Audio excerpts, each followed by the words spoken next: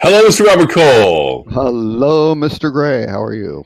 I'm doing well, and hello, everyone. Welcome to This Week in Hospitality Digital Marketing, show number 92. Dun, dun, dun. Wow, I had no idea you had produced I self-authored music for this. Original composition to score this. Wow. yes, I have decided to do some high tech. I'm going to do some video snippets. We're going to do some live cast, stuff. It's just going to be, it's a whole new generation of show. Show 92 kicks it all off. It's good stuff. That's great. Well, anyway, so the topic that I threw out there on the email that I sent out to everybody today was the discussion of duopolies, which was an interesting word I had never heard of before until it was thrown around between Priceline and Expedia and the Hotel Association. And I'm like, wow, I didn't know the duopolies. And of course, the completely divergent perspective on what that means. So there's that. There's also... we want to talk about TripAdvisor, which is interesting that we're both on the HSMI Digital Marketing Council. I'm as a liaison, and you're actually on the board as a participant. And there was an active discussion as to the new generation of TripAdvisor. And so... with mixed results on Wall Street for what people... With mixed results on Wall Street, yes. So we're going to talk about that. We also have some other topics of some interesting things. Hebs always does a great product, and they have a new white paper out about what hoteliers should be concerned about on direct channel bookings for this year, which I thought was interesting that we can chat a little bit about. A little bit of Facebook updates as to what it's doing on cracking down on some sites. Group bookings for Priceline reporting for first quarter. Ctrip is turning into a pervasive, persistent conversation topic. China is growing past its borders, as we were to say, so we'll talk a little bit about it.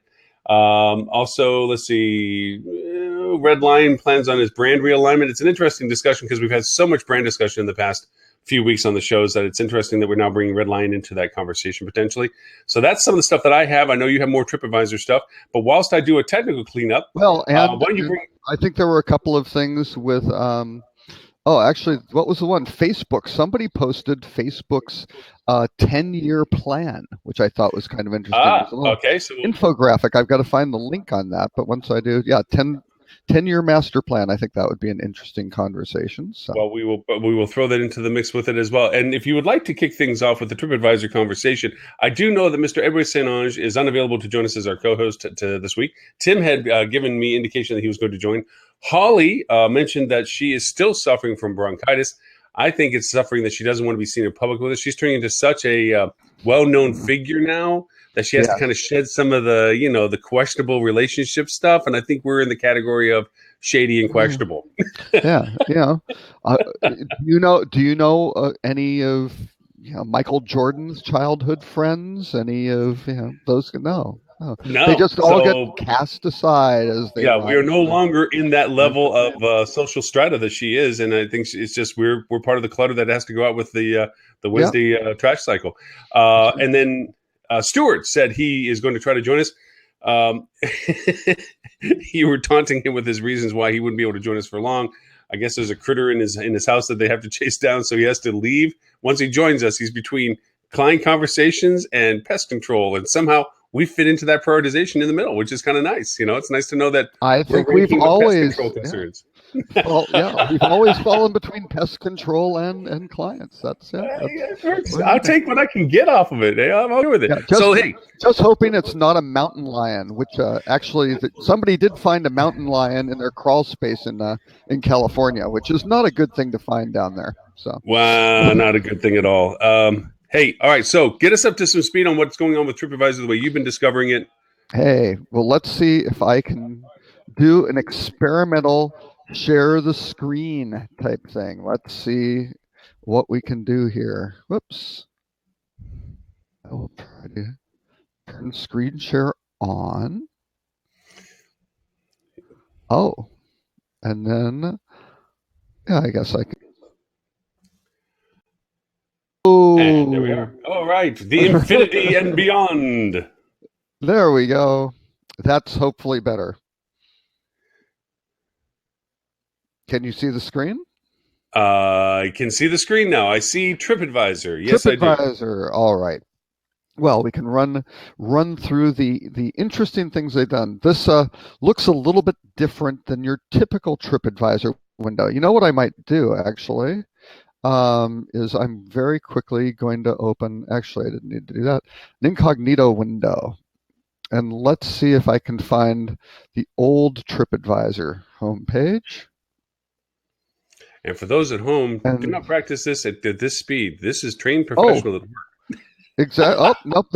They've changed. Okay, so this is real stuff. I've been looking at this for about 3 weeks since they've been messing around with it. My prediction was this was rolling into production. This wasn't just a test because there was too much commonality of design and things like that, where it was a completely new look and pervasive across everything that I saw. So it looks like now this is the real deal. So before TripAdvisor had kind of a search for, you could look for hotels or destinations or whatever in a particular destination. That's gone. That's back from the old kind of original guidebook days. Now, what's right up front? They've got nice, modern, clean design. They've got the destination, check in, check out. It is a hotel booking site. Now, what's very interesting is TripAdvisor gets paid 3 different ways. One is by subscriptions on hotel business listings. We'll take a look at those.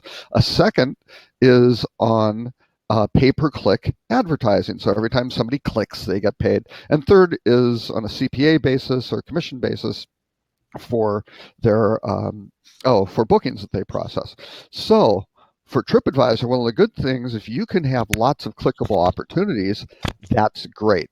So let's take a look here at the homepage. You just kind of come down, a few things, latest reviews, find the lowest hotel prices, which apparently is going to be the subject of their $70 to $80 million advertising campaign rolling out, which is a little bit controversial on Wall Street.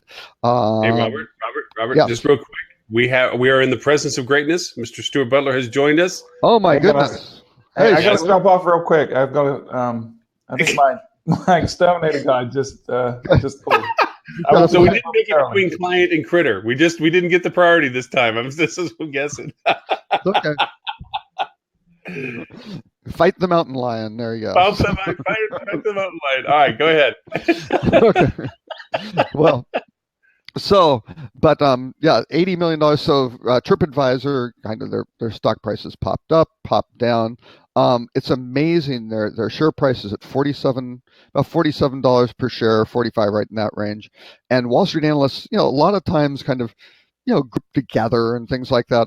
I mean, it is all over the map. You look at the forecast price ranges, and it goes everywhere from like 65 down to like 35 or something like it. Just this wildly wide range of directions. So everybody's kind of looking at it going, can they pivot the company and do it? Their market cap is down to something like, I think it's under now $6.5 billion.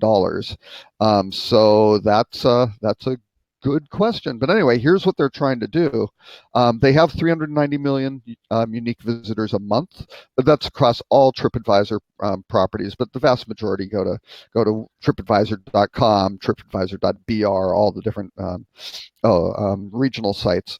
But here's what they've done.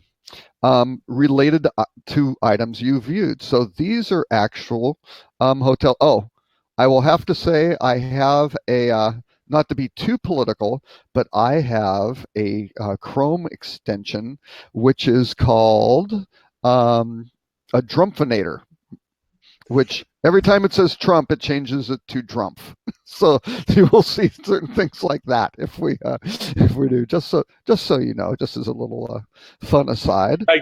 You digress. I also have another one which that's actually Make Donald Trump again is the Chrome extension, just to help folks. And then I have another one called Make America Kittens Again.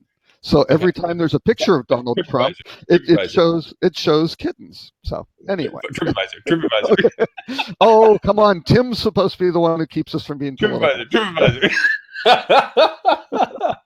Lauren's afraid of the NSA coming down. Okay. Suddenly I hear my name and there he is. So Mr. Tim, help me. I got to keep Robert focused. I gave him control of the screen and we're going crazy. We're talking about kittens. Oh dear God. Help us all. No, I had to point out for full disclosure, my Chrome extension, which modifies a certain hotel brand name. So, but anyway, for Well- TripAdvisor, I just spotted it. yeah. So okay, but anyway, this new homepage looks quite nice, very clean design compared to what they had before, and it has here are things I've viewed before: hotels with a pool in Toronto, outdoor activities in Toronto, hotels with a spa in Toronto, hotels with great views in Toronto, hotels with free Wi-Fi, charming hotels, classic hotels, business hotels, luxury hotels, fine dining in Toronto, which basically this is all AI generated of what are the most popular sorts of hotels, what are the kinds of things that people look for, and they've now put them right on the front page with the top 4, and you get a nice little photo. Now again, if you're a steakhouse, I'm not sure that's the best shot of your entrance. Well, to show just in case people want to see where the food is delivered, right? Let's see, yeah, and again, well, you look at Four Seasons. I'm not sure. Hey, not a porte cochere. You got a stairway there for the Grand Hotel. Yeah, there we go. They got the entrances. So come on, guys, clean up your act. So anyway, one of the interesting things is, and I was looking at this, and let's look at let's say June 26th to June 29th. If someone's headed up for High Tech or They Just May I Rock conference. Yep. Yeah, something like that. So we'll just take a quick little look, and quite the different display on this. Here's another little Chrome extension. Don't know if you guys are familiar with Honey, but it winds up actually giving you additional discounts and kind of kickbacks. Robert, yes. You were getting a tour of your browser. Okay. Well, what I want to point out real quick about that extension, really quickly, that's why we need to have rate parity. Yeah. Well, yes. Well, actually, this one even more so though. It kicks back. They're in affiliate programs. Oh, for so what sakes. they do is it's a revenue share. Basically, they are sharing their revenue. You mean it's a revenue giveaway for hotels? Is what you actually mean? Well, but they aren't affiliated with the hotels. So let's say you book on Hotwire, right? Yeah. Hotwire might participate with Honey, or Honey's an affiliate of Hotwire. You may get anywhere between 1 and 10% back from those bookings. And I don't know. I was experimenting with it mostly just to see how it worked and that sort of thing. And lo and behold, just with crap that I buy because it works on Amazon and other things, I got $90 in Amazon gift cards because you can convert these points that you get into, there's a form of liquidity, and you can convert it into stuff, which is interesting. So anyway, yeah, there are all sorts of little interesting derivations of people monetizing their. Holly's asking why. Holly, is that about why rate parity, or why am I shaking my head, or why is Robert, evil in this case? And I say that, Robert, with nothing but love and respect. I'm fine with being evil. So, okay. So here's what they have. Back to TripAdvisor. Meanwhile, back at the ranch, Grandma's beating off the Indians. Yes, TripAdvisor. Okay. So again, you can change your dates really easily. I mean, they've basically applied almost all of the best practices used by all the other OTAs and booking sites that work really well. Very clean design, a lot of white space from Google. I'll show you some things they picked up from Booking.com, but this is pretty nice. You can tell that even the way it's organized, it translates to mobile web very, very well. I won't go through resizing the screen, but it's pretty good. Now, here's an interesting fact. These are now, normally they used to have traveler ranked.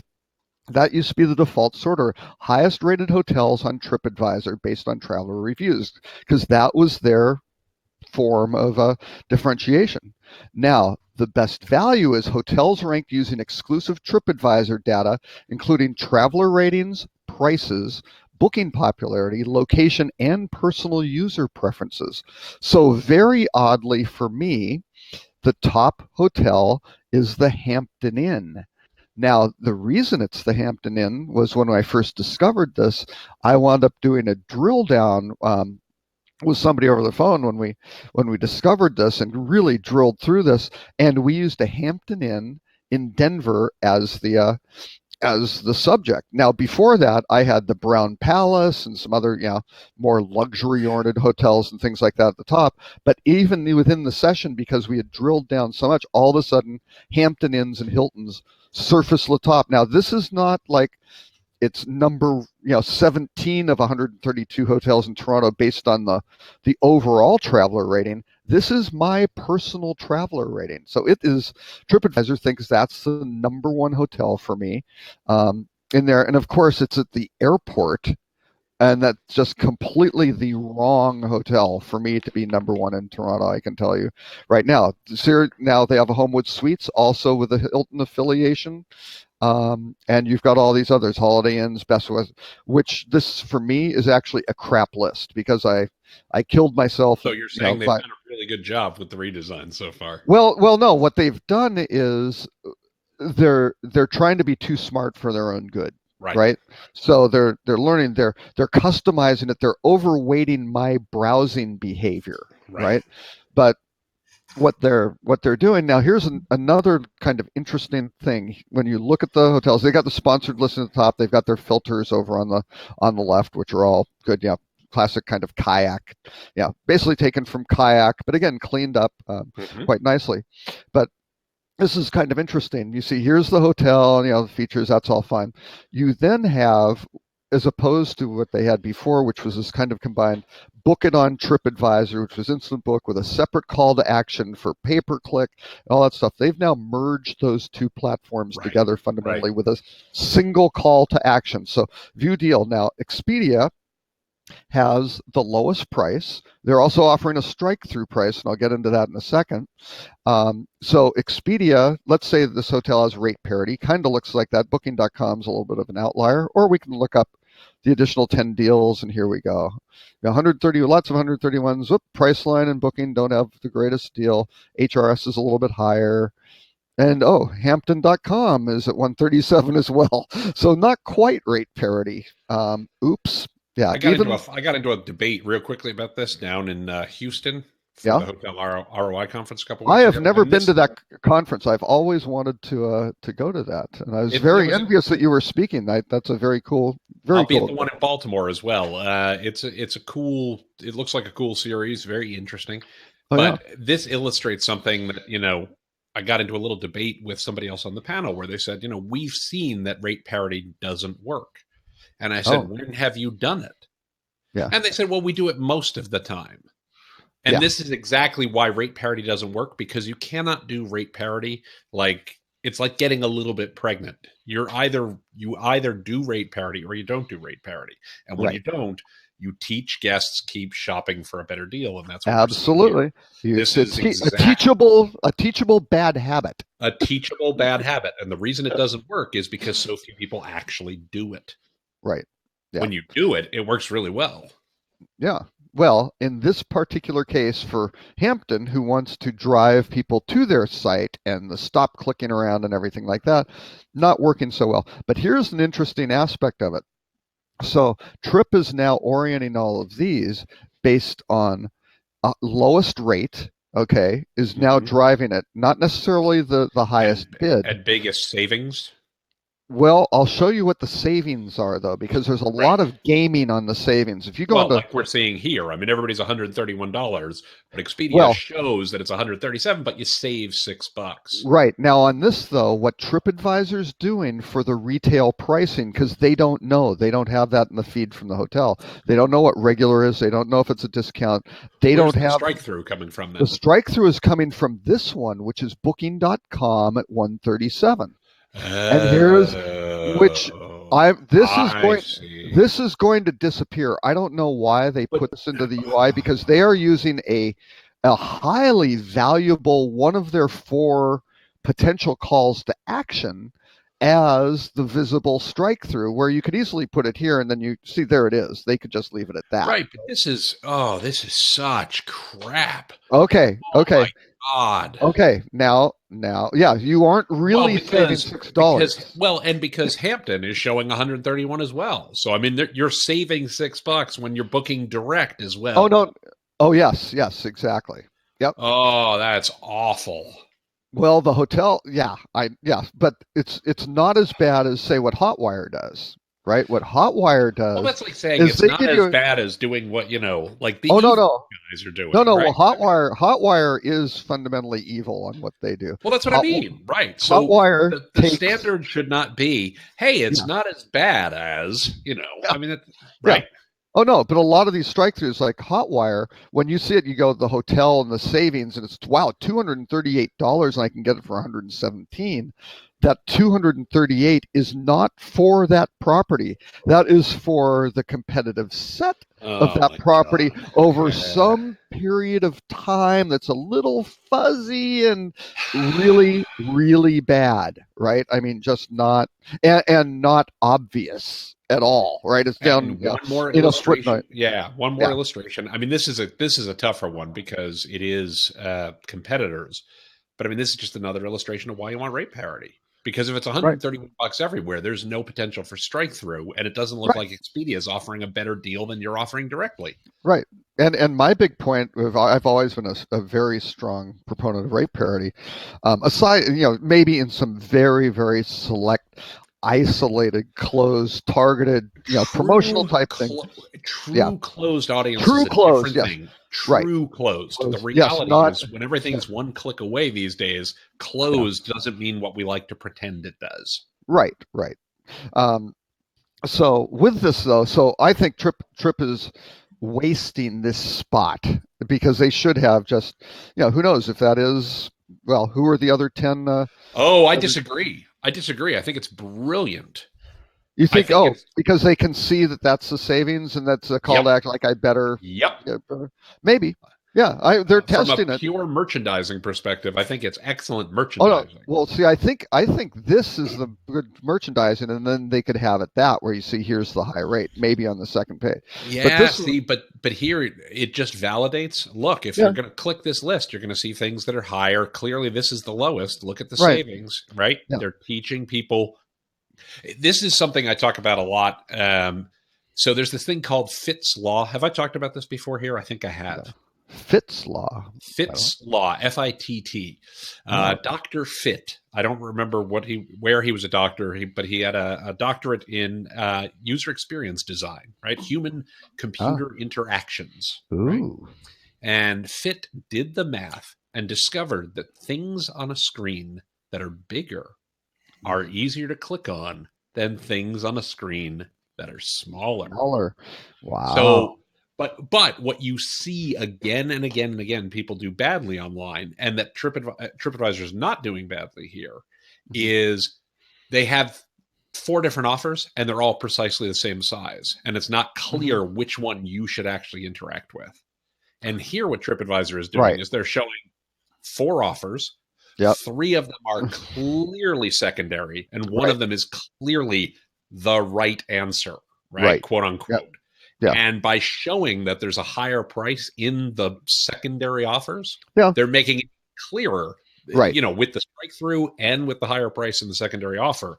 Obviously, the big one is the right one to click on. So, Dr. Fitt, well done, you. Well, and TripAdvisor, congratulations, you're following the law to the letter. Well, really what I would say to TripAdvisor is because what they need to do, and they probably are testing to see if Fitts Law applies here and it drives more conversion, or how many people actually do click on the third option, which would then drive further revenue for them. Right. So because again, if TripAdvisor can get people to click here first, and then click here and get on a CPA basis, well, this is probably a CPC. Anyway, if they can get 4 clicks out of it, that's great. Now, another interesting thing to notice TripAdvisor itself is right here.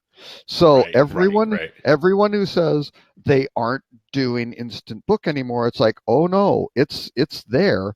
It's right in the top slot. Now, the Old Mill Toronto isn't part of Instant Book. The Soho Metropolitan isn't part of Instant Book. No. I take this. No. I take that back. here is Instant Book on the Yeah, sponsored yeah. listing, which is from Preferred, right? Right. So Preferred's going to pay a percentage of revenue on this one versus just a click here. I'm not sure, but and those are the only two channels that's available. Now, I don't know if that's something they're offering in terms of that particular advertising opportunity, or that's really how the hotel is being merchandised. It's interesting, but this is a microcosm of what's going on in the hotel industry right now. Right. Right. It's Absolutely. this is it. So anyway, if we click through here,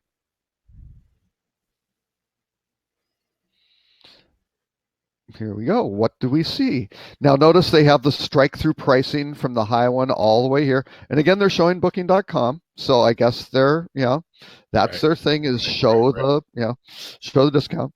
Oh, this is interesting. They're playing around with this formatting. This is an earlier version. They must be A/B testing this. There's a much cleaner version where this is flush with the size of the photos. Where it's the same size, which I think works a lot better. I'm not sure why this is a little bit older view on it. But again, they have all the photos, so you can get quickly to those. Right. And here's where things get pretty interesting. So you can book here, and again, you can change your dates easily and that sort of thing. Yep. Got all that.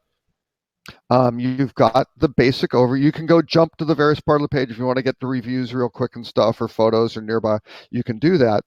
But here's where it gets interesting. You get the overview, okay, and that's fine. You can see excellent, good, what the travelers are saying, little snippets, different features. Here's a map that you can blow up. But here's the interesting thing for rooms is why Instant Booking is not dead. Now, it's collapsed in here, but if you say show available rooms, what do you get? That is all Instant Booking partnered with Hotels.com. Right there. Every room category, immediately booking. This is a very, very cleaned up version of what Booking.com does, which converts so exceptionally well. Right. So basically, if you wind up landing, and again, let me just go back one click here, which is another little interesting observation. From an SEO perspective, TripAdvisor kicks the hell out of everybody else now at this point. I think I've told you this before on the show before. But a friend of mine's son works for TripAdvisor, and his job, his entire job is hotels near. Right. So hotels near this, hotels near that, etc. And that's one guy doing one job at TripAdvisor, and that's all he does. And clearly, he's not the only person doing any kind of SEO work at TripAdvisor. Oh no! If you want your SEO done well, TripAdvisor is a great place to steal from. Oh yeah, well, and that's it. I'm sorry. Learn from. Did I say steal? Still, Oh, Freudian slip. Yeah. I believe that's the highest form of a compliment. Exactly right. Exactly. But if you look at the title of this particular page, this is the default page for hotels in Toronto, right? The 10 best hotels in Toronto, Ontario, with prices. Whoops, hang on. Let me hover. With prices, TripAdvisor. Now, some of these used to say, I've seen it with prices and reviews. Again, they're doing doing A/B testing on this to see what gets some better things with prices and reviews. Updated 2017 and things like that to make sure that they're getting the best description. They're going to test rank, and they're also going to test click through. Right. Because one of my favorite tips in SEO is you can see in things like Google Search Console, also known as Google Webmaster Tools originally, the pages that you're already ranking well for. And if those pages have low click-through rates relative to your average, look to change your title and look to change in particular, your snippet. Right. Because the snippet won't affect your ranking, but it can affect click-through a ton. Right, because there are lots of opportunities to click. That's right. Yeah. Right. And suddenly you're driving more clicks out of pages that you're already ranking for. And it's a quick and easy way to improve your SEO right out of the gate. Yeah, because if you can have something where it says reservations or, or whatever. best deals in. Best I also deal, want to point out restaurant, whatever. Well, but whatever restaurant, right. packages, golf. It doesn't matter. Whatever the things that are most pertinent to the hotel, or what people contact you the most for. It could be just a hotel phone number or That's something right. like that. That's exactly right. Go for it. If I can point out one other SEO thing while we're having this conversation Yeah. real quick, Robert, but one other SEO thing that we should talk about is this is a place where TripAdvisor will always do well, and Expedia will always do well, and Hotels.com will always do well, and Booking.com will always do well, that an individual hotel cannot do well. The title of that page is the 10 best hotels in Toronto, for instance. Yep. Google is really, really smart. If somebody searches for hotels, plural, a single hotel is almost never going to be able to rank for that. Right. Because Google's smart enough to say the guest is looking for a bunch of choices there, right? And so it's just something that a single hotel is never going to rank for that. So you got to rank for other things, because that's one that the OTAs or the brands are going to win at, where you as an individual hotel realistically can't. Right. And since you're not 10 hotels, you're a hotel. Yep. Yeah. So the brands can maybe do it, but individual property, that's tough. Or if you have a small group of hotels, maybe you have a shot. Absolutely. Yeah. But if you are a hotel and they're searching for hotels, plural, you're just not going to rank for it. There's much, much, much lower hanging fruit that I would go after. And since Lauren wanted me to highlight Chrome plugins in this discussion, as you can see, or Chrome extensions, as you can see, I have a few of them. But a Dream Afar is really nice. Gives you great travel porn images when you just on your kind of background homepage. So it's great. I think we just need to have a show where Robert discusses his plugins. Yeah. But here's and then we'll have one where I'll discuss my hair plugs. Or maybe not. Maybe not. Here's Google's default. Now I am logged in, but best hotels in Toronto. Look at that. Ad by TripAdvisor in #1 slot. Yep. You got Fairmont, who's up there. Best hotels in Toronto, never full price. Trivago. Now notice that's an ad, by the way. That's not that's Fairmont, right. the group, but they're advertising an individual hotel. But that's right. Only way you're probably going to get there as a single hotel. Right. Then you've got the 3-pack of the Google hotel price ad sort of thing. And again, you've got all the 393 marked down to 170. I don't know. That's a pretty compelling strike through, but I do want to intercede on one thing here, Robert, while you have this screen up. And this comes from just recently doing the Rocket program with HSMAI and getting in front of revenue managers. We've had a couple of these brief discussions in our conversations on the show here. When I asked, and I do this in a live polling on the presentation so that I get just people to use their phones to respond. And I ask, what is a 3-pack? What is Hotel Finder? What's a Chevron? And I get them to respond to the questions in it. You would be surprised how few people in the revenue management operations sales world are familiar with the basic terminology associated with these placements. And we know the high relevance that those things represent in the success of their strategies.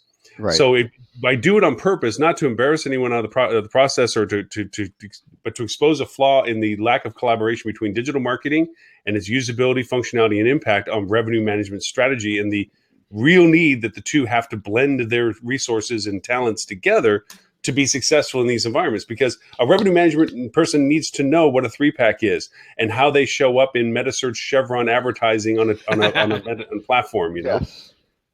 And Holly's correct. Chevron is, of course, a gas station. And that is one of my options. I actually say, is it this, or is it a gas station? And yes, Holly, they pick gas station. So Lauren, since you brought this up, and I keep interjecting with some quick little tips, want to take people through what the 3-pack is, what a gas station is, what a Chevron is, etc.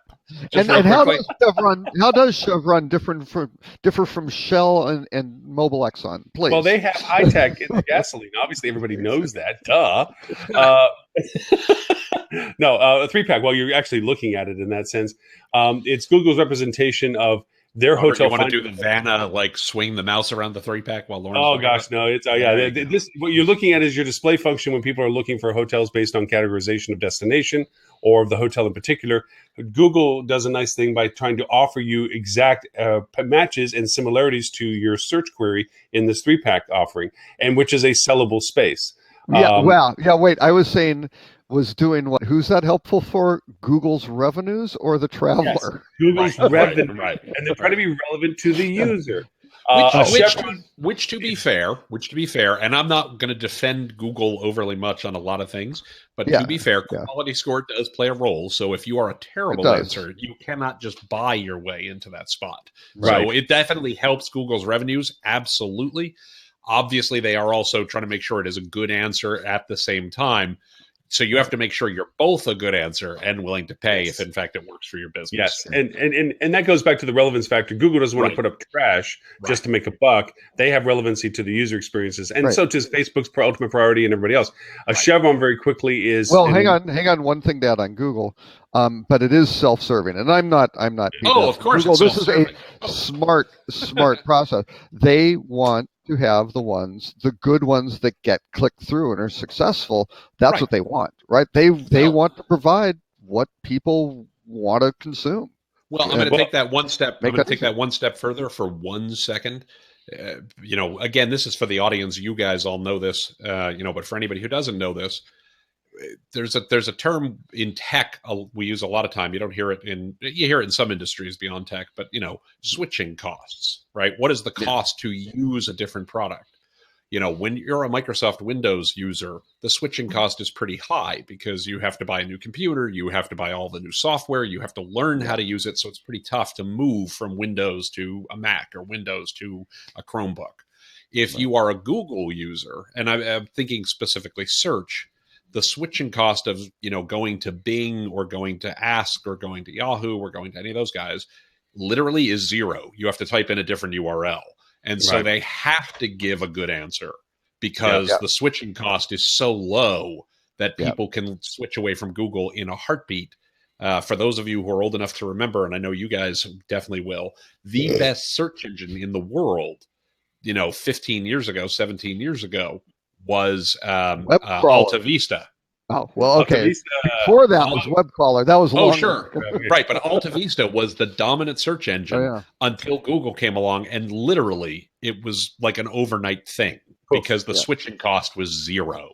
Right. And so Google has to give the right answer, because if they don't give the right, even in ads, because if they don't give the wrong answer, people, bounce away really quickly, and that's something they have to watch out for. And that reminds me, Tim, that later on in the conversation, I want to prop up something that's from a skill set relationship with agencies. And when people are obviously thinking about transition between agencies, there are costs associated with that don't get discussed and assumed and so forth. So I do want to bring something back to it. But to bring an analogy up that I thought that I used in one conversation that people kind of resonated with, I said, Google, remember, is a paid, people own Google now. It's a public traded company. They're out to make revenue. So just because you can get invited over to your neighbor's house for free dinner doesn't mean you can walk into their door every day and think that you can peek into the refrigerator and grab food.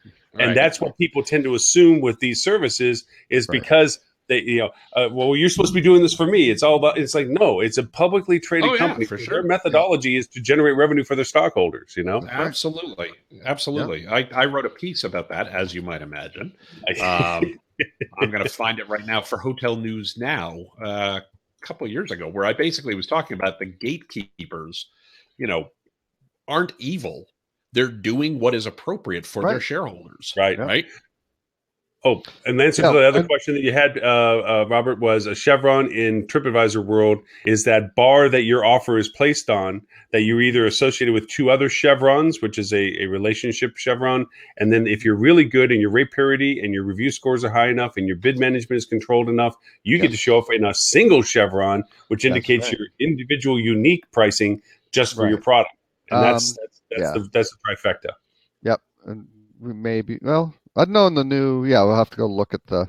And be honest with you, I got to go into the new UI and see where these things are beginning to show up. to see how they may have changed it. They may have changed it slightly. But anyway, actually, since we've gone over here, we can just look at what comes up. The 10 best hotels with prices, TripAdvisor, boom. Now, what's interesting is U.S. News and World Report is really ranking well across. This is, I think, since the last algorithm update. It has really kind of skewed the news up higher. I don't know if that's Google tweaking their, getting rid of fake news and weighting, authenticated news sites or more reputable ones higher. Hard to say. But look at this 5-star alliance. Best luxury hotels in Toronto above hotels.com, right? Fodor's. Look at that. That's kind of interesting. There's Expedia, Oyster, which always kind of defies explanation for how that gets up there. The Culture Trip, Telegraph, and Canadian Hotel Guide. So not exactly the, most likely grouping here of who would be on it. So, but anyway, it's interesting. I don't know what the size is of the Culture Trip, but Robert, from a strategy point of view for people that are listening, it's one of the easiest things you can do to begin to show up for something other than rate and date for your hotel is start creating content that's associated with searchable topics like Absolutely. the 10 best breakfast places, Yep. the 5 best things not to miss when you're in your town, and develop content and don't try to reinvent the wheel. Find out who already has that content. Oh, absolutely. Connect with, link with, share with, use, give full credit for, but you create your own content variation to those points if they don't already exist. And you begin to show up for things that may not be asking by your hotel name, but you show up for them in your market. It's a not a simple technique, but it is a proven technique. Yep. So let's look at. That's actually a great point, Lauren, because it is I said a moment ago, you're probably not going to rank when people are searching for hotels. It's very hard to rank when people are saying, searching for hotels. However, that doesn't mean you can't rank when people are searching for the best restaurants or the best, sports arenas or the best whatever. Sure. The nearbys. If you're willing to invest in the content, you are exactly right. It is not easy. But in some cases, it can absolutely be worthwhile. Yep. Now look at this cheap hotels in Toronto. Only 2 in the 3-pack, which is kind of surprising, actually. I don't think I've ever seen that. It's hard to do a negative word phrasing for cheap because you end up having more negatives than you have positives for its use. So less and less people are, at least I'm finding, are using less of a strategy associating themselves with cheap. Because you get so much negative relationship with it, you got to put so many keywords not to use, right? That you very rarely show up for the right stuff. But this is an opportunity for a hotel in Toronto to get into that 3-pack. With they probably not bidding a whole lot for that term, which again it still has some fairly heavy use. But here's hotels.com, Expedia, Kayak, TripAdvisor, Hotwire, Travelocity, TripAdvisor, Hotels Combined, Priceline, Cheap Hotel, all OTAs. Just when you're looking at that's always the side. Right. Hey, go ahead. I'll do best luxury boutique hotel. In downtown Toronto.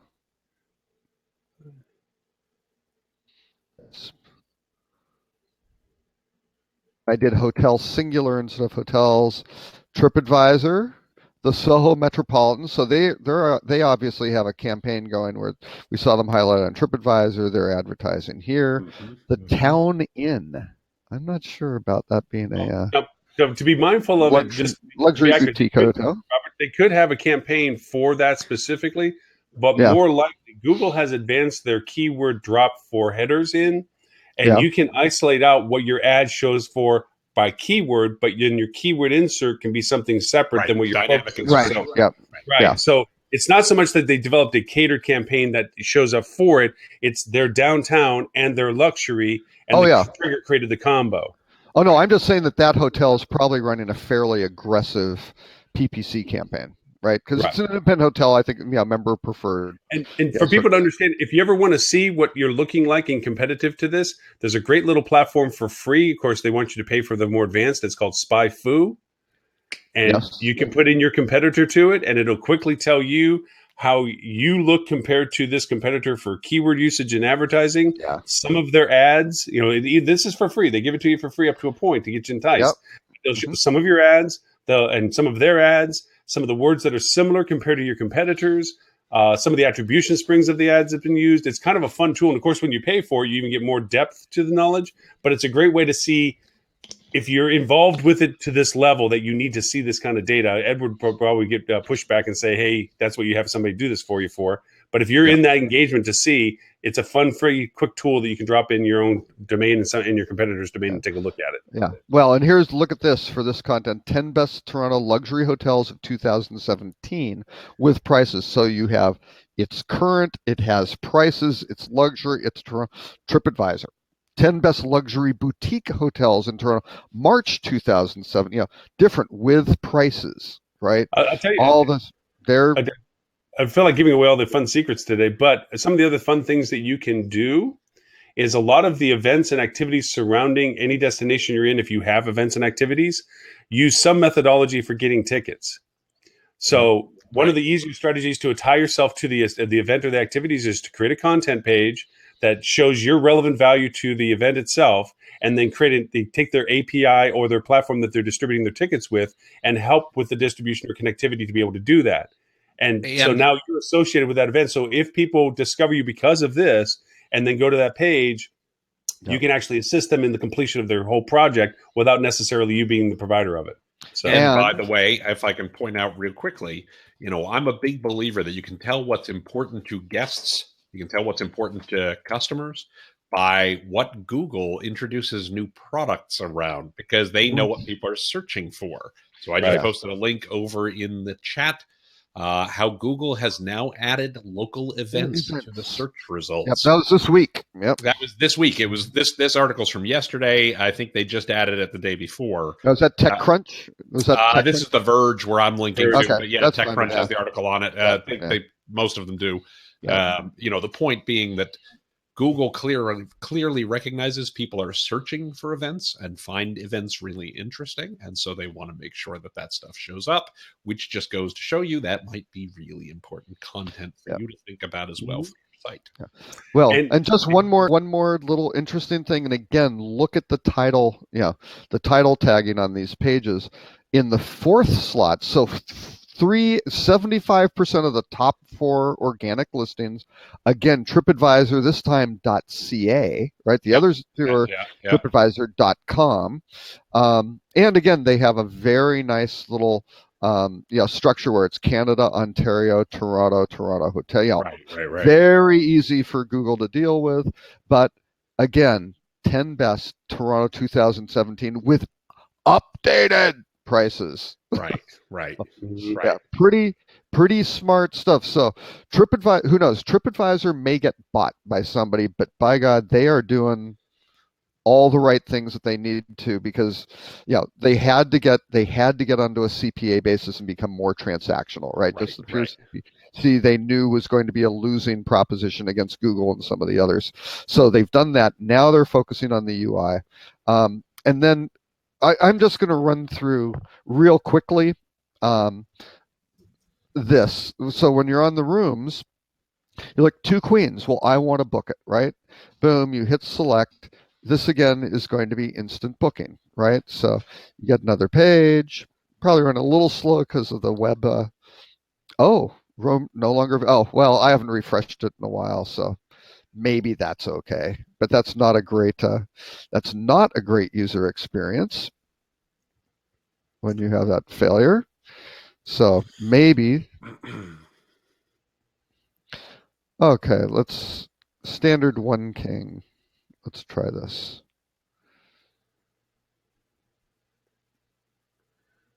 After this, I'm going to cut you off, Robert.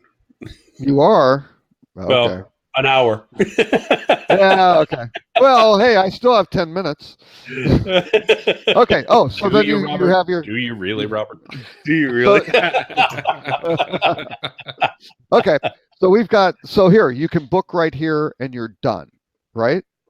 Now, let's look at this very quickly. For everyone, please note Robert's last 4 digits. Yeah, that's right. So anyway, you can book real quickly on that. Now, what would happen if we decided to do the Hilton one, right? Or the Hampton.com. Let's see. So I mean that's pretty close to, next page, all the information, you got your information and it's done. The next, you click on that, you get a confirmation, basically a 3 pages to see your or your confirmation numbers on the third page. Now here's Hilton, which normally has a fairly long 4 or 5 second handoff. Here we've got the prices. Now, remember, the prices are all in US dollars to kind of equal everything out. But here we've got these honors discount. Oh, I can save $7, right? So I can save 3.5%. That's great. If I select this, what happens now is there's now another long pause, another 4 seconds. Hilton site is not real speedy, which is not good for conversion. And oh, whoop, there's my thing. You got to log in. Now you know my number. I'll use it so you can get extra points. Don't worry. I'll just throw it in there. Everybody, exactly. Or I'll walk up to the front desk of a Hilton and go, "Do you know who I am? I'm number 28507." Now, okay, so something was wrong. Anyway, you basically go through all these different things. You have to log in. They come to a step where you have to validate your membership, and it's like 7 clicks to get through to the page to save your $7, which is not a great experience. That's a very good point to make. That's a very good point to make. Okay, so last thing on this one page. Wait! You said that was the last thing. Well, no, we're finishing the page because we only got down to rooms, and then here you have all your reviews. You can drill down into all of that. You've got review content, similar hotels, more clickable opportunities, about all that stuff. Again, photos, more photos. What's nearby? Nearby hotels. Look at all these nearby restaurants, nearby attractions. All these are, monetizing the page. Questions and answers about the property, room tips, and that's it. So you've got a lot of information to kind of get people to go, well, what about this? What about that? All now on one page with directly bookable content. So pretty interesting approach. Well, so you know what, Robert, and I know I'm taunting you about this and it's fun, but you do make a very excellent point. If you want to look at this page for its value proposition, we in marketing have historically dictated what we wanted to say. So in other words, it's always pay attention to the shining object, not to the person behind the curtain. Right. So we always try to mitigate the content we want to present always in the best light that we're presenting it in. Here, you're seeing the usability or the user experience dominate that it's not about what we want to say about ourselves or what's the most positive aspect to say about the hotel to sell it, is the reality of information that people need to make the decision. Where is it in proximity to dining that I might like? What type of room is it that space-wise or layout-wise is going to work for me, because each has their own special needs to some things? What is it about the amenities of the hotel that are functional, not just that we would talk about, overstuffed pillows and opulent restaurant surroundings, So you're seeing a difference in the usability of things as a decision maker for acquisition compared to how well can we put grease on the pig. Right, and just to highlight that, just do what to trailer. Well, you know what I mean. No, lipstick on the pig, Lauren. Not well, grease. I was thinking grease because, anyway. No, you put grease on the pig if you don't want to. Hey, look at the time. We should probably move on. Okay, just one last thing, because Lauren brought that up. So, no! You have had enough time, mister. But this one's really important. This is because I clicked the ad at the top of the best hotels in Toronto. TripAdvisor was at the top, and look at my page. Slightly different. There's no CPC. It's one call to action, very bold. This is it because it's an ad, and you get your list of hotels right there in some sort of order based on what people like best, lowest price. I don't know, whatever, based on TripAdvisor's. So, Lauren, I have a question. Knowledge. So, excuse me, Robert, I have pretty a question. Amazing. Yes. And Lauren, I have a question. Either of you can answer this. Given this, time we've spent with this, if I'm a hotel operator, I'm a hotel marketer, what should I do with this information? Right? How does my behavior change?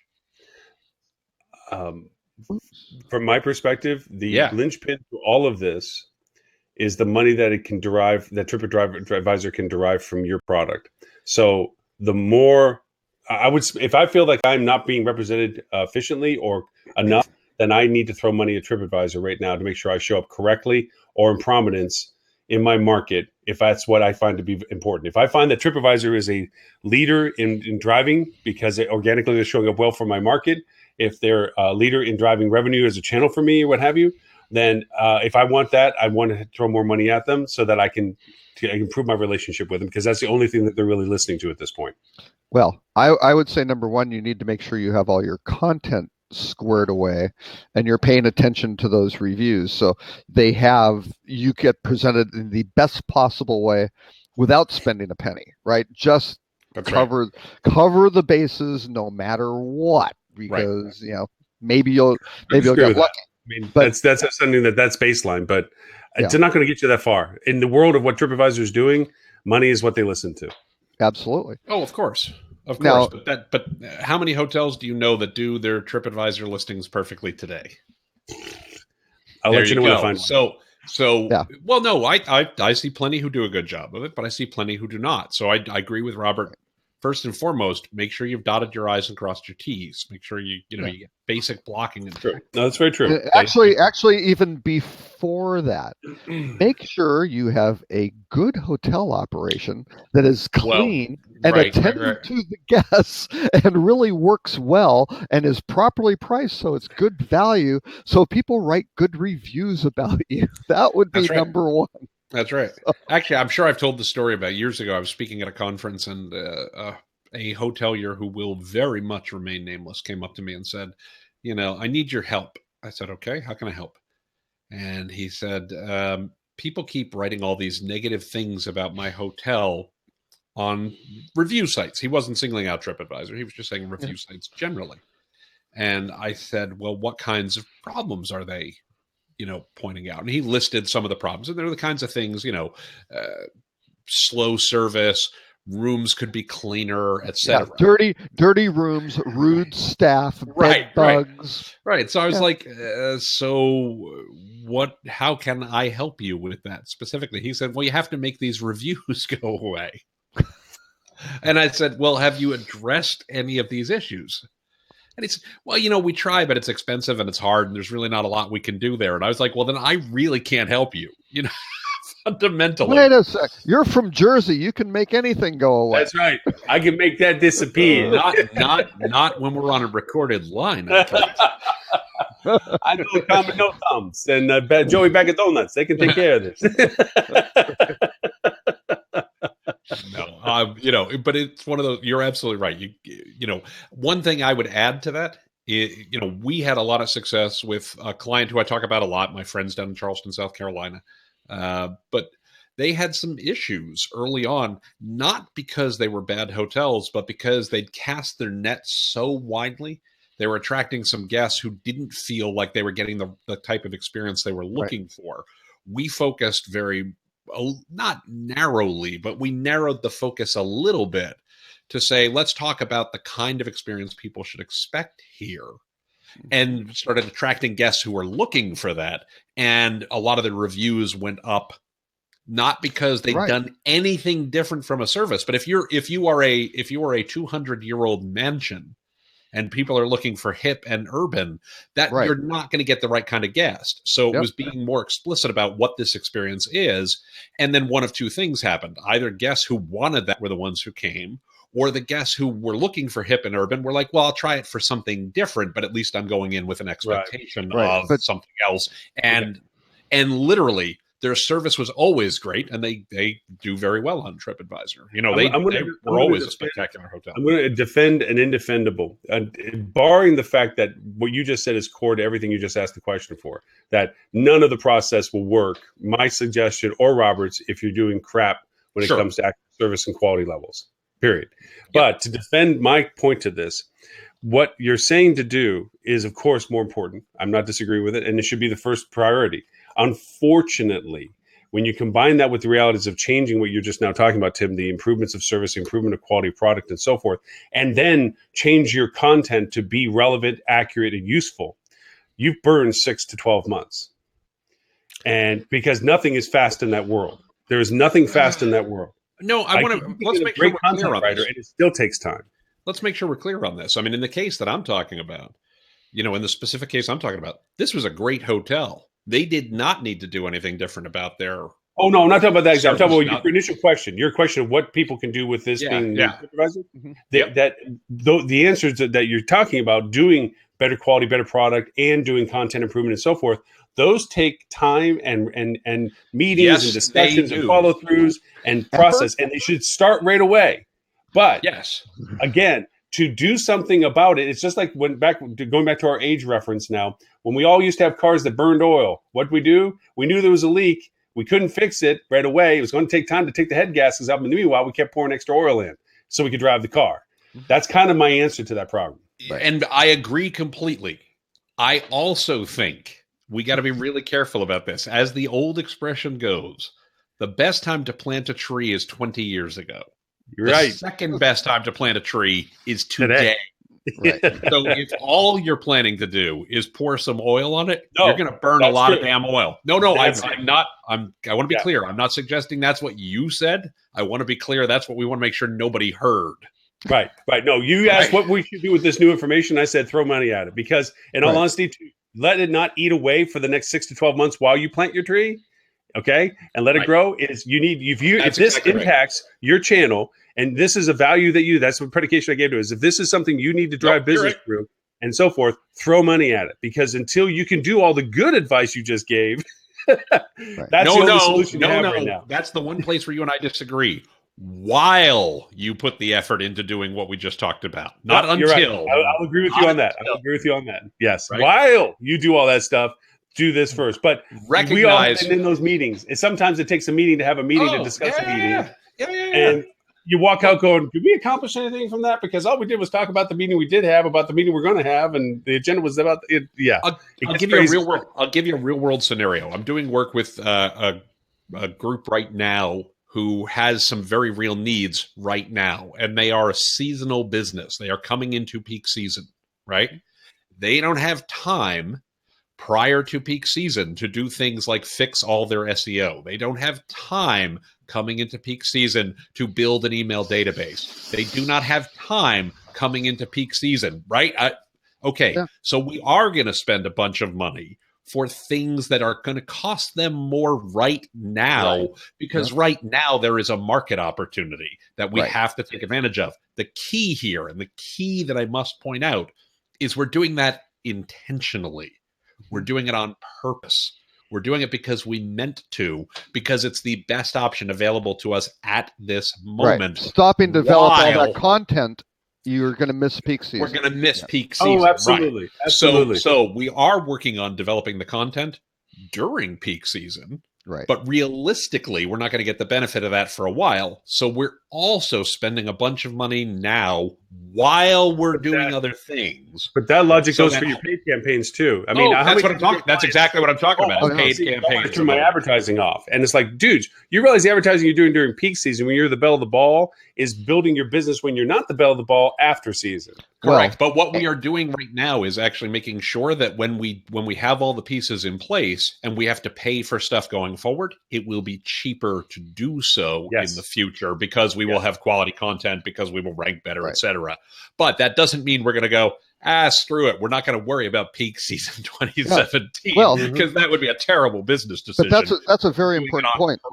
Yeah, that's a critically important point, because if you're a luxury resort focusing on the honeymoon market, let's say, right? By God, right now, you better be figuring out your strategy and what you're doing from content. If you're going to restructure your site, all that, because you better be done by September, October. Pretty solidly, because then you're going to need October, November, December for the pages to kind of start ranking and things to figure out and kind of knock out everything. Because by God, end of December, January, February, when all of a sudden all those honeymoon bookings spike, and I mean, we're talking massive spike. You've got to be set up, because if you just start messing around going, oh gosh, it's Thanksgiving and now we've got to go to, you're too late. And all of a sudden, you've squandered a 30% spike in Here- traffic. here's another gem of strategy. Just where we keep referring to luxury resorts and so forth, and I'm just going to take it any hotel anywhere when I say this. And they throw and not branded. We're going to skip branded because this is a different conversation. Right. Everybody to put a stick in the sand about something. I don't have an email database. I don't have anything to send to people. Blah blah blah. To start planting your tree today, in your terminology, Tim, of what's better time other than 20 years ago, But not is- in the sand. Do not plant trees in sand.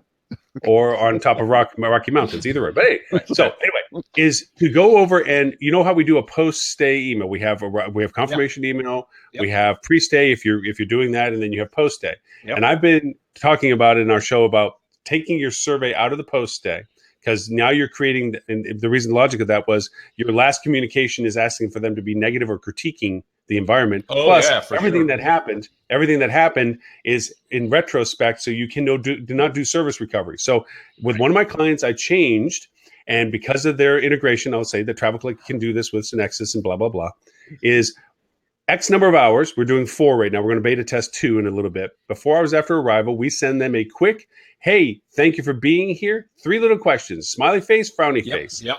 And any one of the frowny faces triggers an immediate guest recovery initiation. Right. So immediately it's like, did we do this right? Is this to your satisfaction? Is this? And while they're there, and they can be negative by frowny facing, and there's a comment section if they want to be expanding on it. But by doing that, immediately we're doing guest recovery because that's to your point. To build better content also means build better reviews. And so sure. if you're in a Absolutely. negative review environment, you need to improve review product. So guest recovery is critical because you still have the same condition of product. It's how you react to it that you can improve upon. And I can tell you that when you do that and you create that dialogue with them in email, so that now the post-stay email is about affirmation, or can you tell us your most positive experience or what you most remember of the trip? Absolutely. Right. Then we use that as a cycle, and now we're generating a specific targeted CRM database Yep. related to date of stay, environment that they were engaged us with, whether there was something we had to speak with them or not, and we have a cause for communication in the future. Right. So No, if that's you a want to put a great stick in the sand and plant a tree, that's a strategy. Yeah, but No, it's a great strategy. post day, if you ask the 3 questions, what did we do best? Would you recommend us to a friend? Because everybody wants their net promoter score. And are there areas that we can do better? Right. That's okay. That's fine. And I think people are very reasonable. And I know a lot of people are hesitating against what we could do better. But I also look at that as being a very valuable, and again, you might ask it last if you frame it up. Yeah, you want the net promoter score kind of before that, things like That's that. where actually being last, even if you put it last in the question and being the last thing you ask in the email, you're still asking them for the last thought of their mind to be a negative. Well, no, hold on. You I want just mind when. but well, yeah, but see, I'm one who, and I understand. Let's see how we can kind of game up the reviews and things. But that's also very, very valuable information because that's your Of last course. time. Say what were there any service failures? Because otherwise you won't know because you But aren't really here's given my an opportunity. logic to this, Robert. Why do I have to ask it? If you had an issue, you're going to tell me. Not always. Not Yeah, always. yeah. Not Yeah. always. No, If this is no, my if I'm busy, if I I'm know it's a new idea to it, but rather than no, it's saying an old idea. It's a very No, old idea. no, if I had a dinner party, everything was great. We shook hands, so forth, and you didn't like the appetizers that I made, but you didn't say anything during the party because I didn't ask. Mhm. To your Right. point, okay. Right. And then a month later, we're at somebody else's party, and I overhear you bitching to Tim. Yeah, this is much better appetizers than Lawrence, man. Those suck.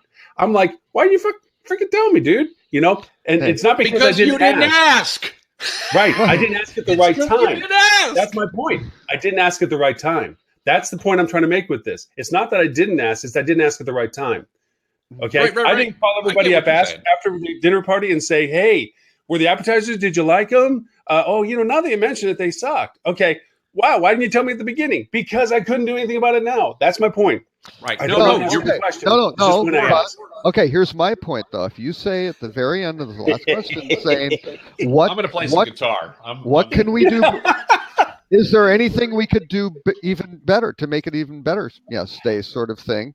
Then they might provide something, and if you have that, that gives you an opportunity to engage with them and respond and say, "That was a good idea." You know Right, what? which would be a lot getting happier some if it was people. while they were We're still getting there. some people to go.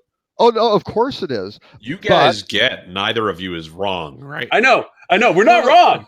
It's the tempo. Going back to you, it's just the timing of when you're doing it. And Right. to my end, I think if you have a positive environment and you're asking a positive question at the end, then they're going to tell you anyway. But again, the idea is the question should get asked. Ultimately, all of us agree the question needs to get asked. But it's the finite of what I'm looking at of how we can use it, when to use it, compared to just doing it as a default at the end. I think is the only distinction I'm asking for. Shouldn't be as default at the end in the very thing, but I think that helps you when they can look at the entire arc, especially if it's the post departure sort of thing at the end.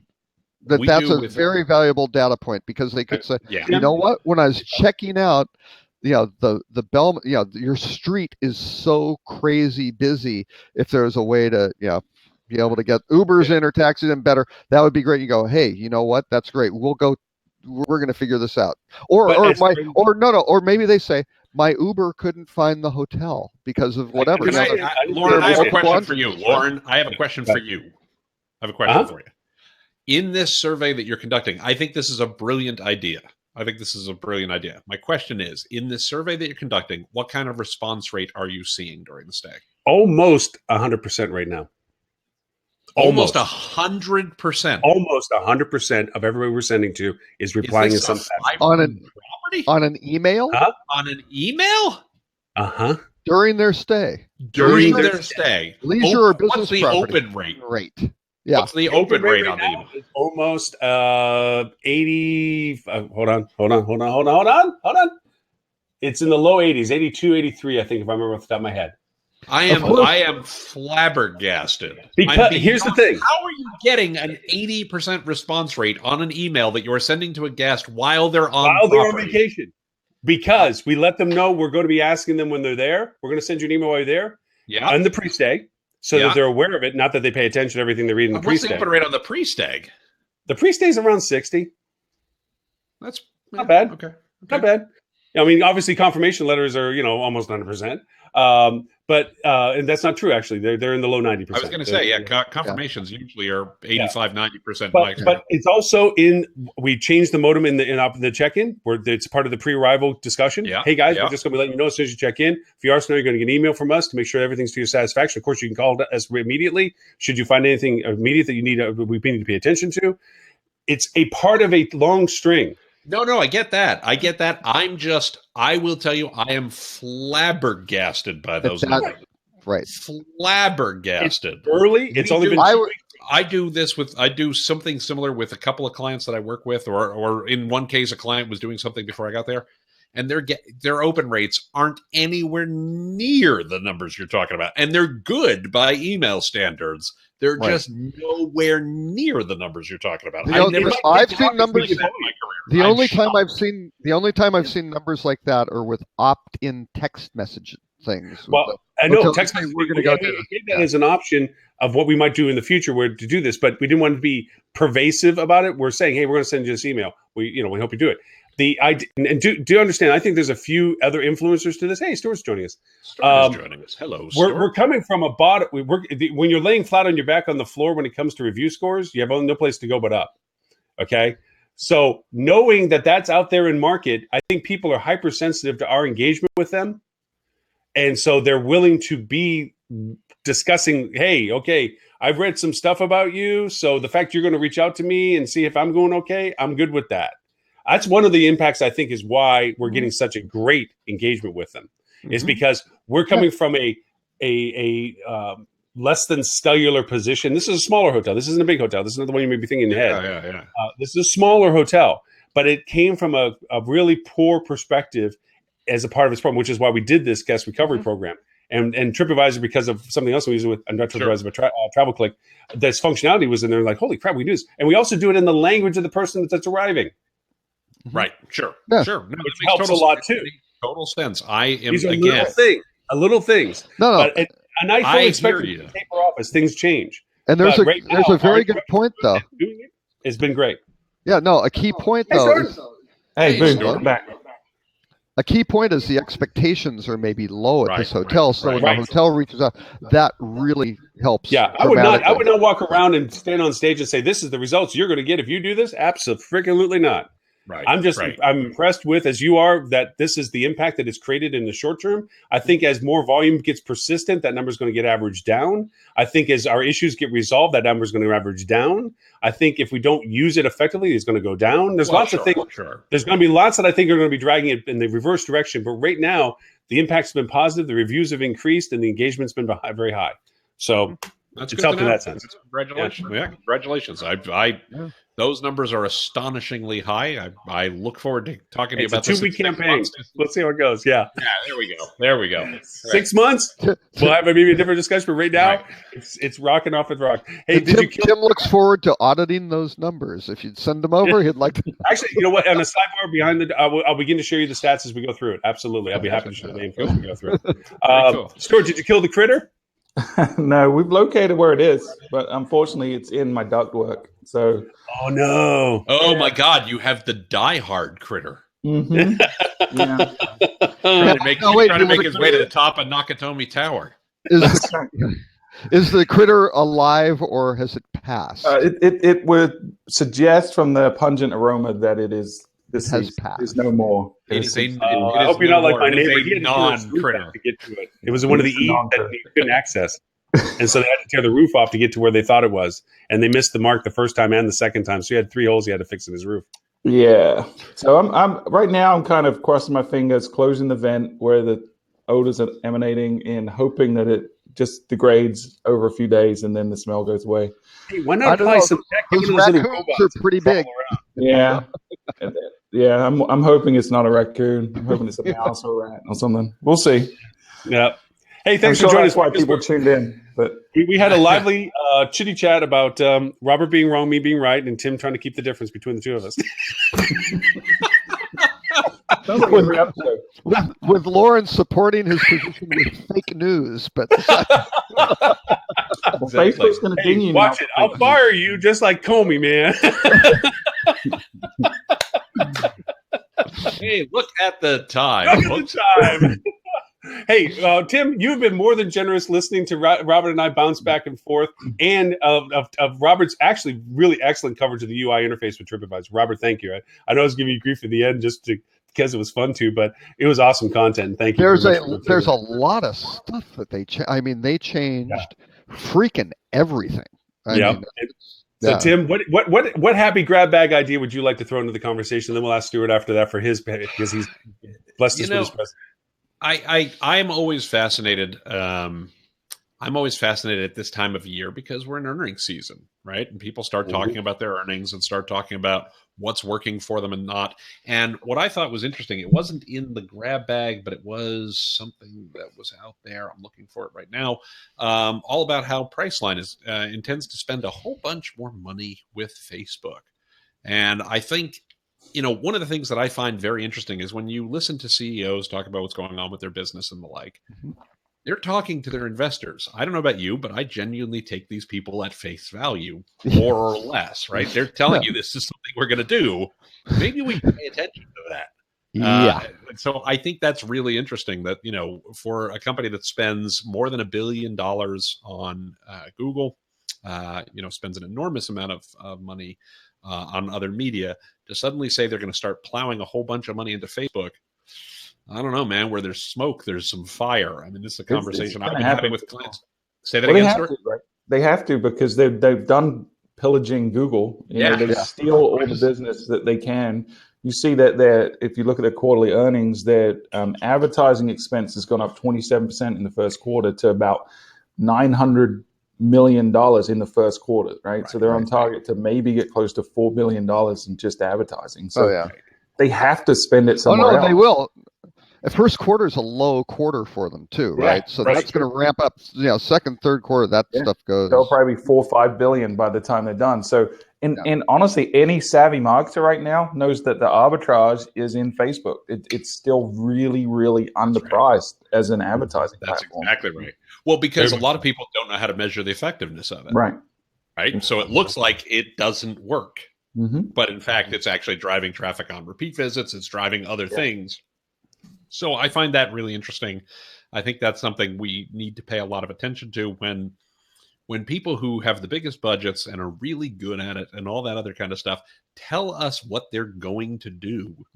I don't know, call me an idiot, but I like to pay attention to that and say, hey, you know what we maybe ought to want to try in our world is, not necessarily go head to head, but look for places where we can, ride their coattails, look for places where we can sneak in under the wire and the like. And yeah, Stuart, you're exactly right. Facebook is way underpriced right now. And just if I can throw in just a direct particular on it is the lead gen campaign, the lead campaign that you can develop in Facebook has gotten really good. They just made some really good increases to it.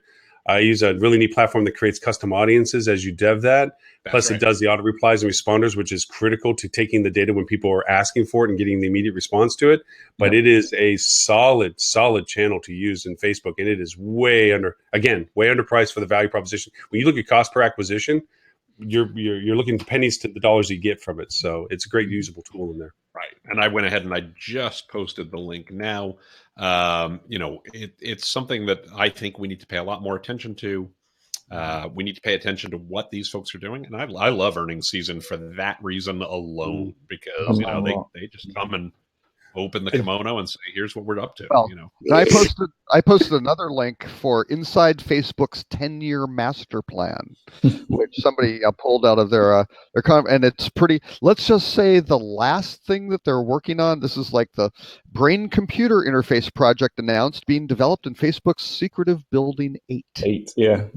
Right. Yeah. Right. By the way, one other comment I want to make while we're talking about Booking.com and Facebook, and this is fairly consistent with things we've talked about. There's an interview with at Marketing Week with Booking.com's CMO, whose name I cannot pronounce. It is a Dutch name. It is something like Pepin Rivers, but it's got lots of extra J's in there, so I'm probably pronouncing it incorrectly. And one of the things he has talked about as being really important is they need to improve their content marketing. And since this is something we were talking about earlier today, again, this is Booking.com. They seem to be pretty good at content marketing by the standards of most hotels, and they're saying we're not near good enough. Right. That to me sounds like opportunity in some place where they've got lots of photos. Yeah. They've got lots of photos, not necessarily the best interface. I mean, and the whole display of that single page of all the stuff has been very powerful, but now TripAdvisor raised the bar. So, right, exactly. So those are the stories that I think are most interesting. Clearly, everybody agrees since they're not generating a lot of conversation. Everybody's like, yeah, totally. Moving on. Oh, no. It is. I mean, I just to see you're posting in your chat and you're posting, I raised you. I threw my own posting in just there. So, and that was that Facebook in this, so in this collusion of being better and a good product, has made a change on penalizing websites that have too much advertising garbage on it. Oh, sure.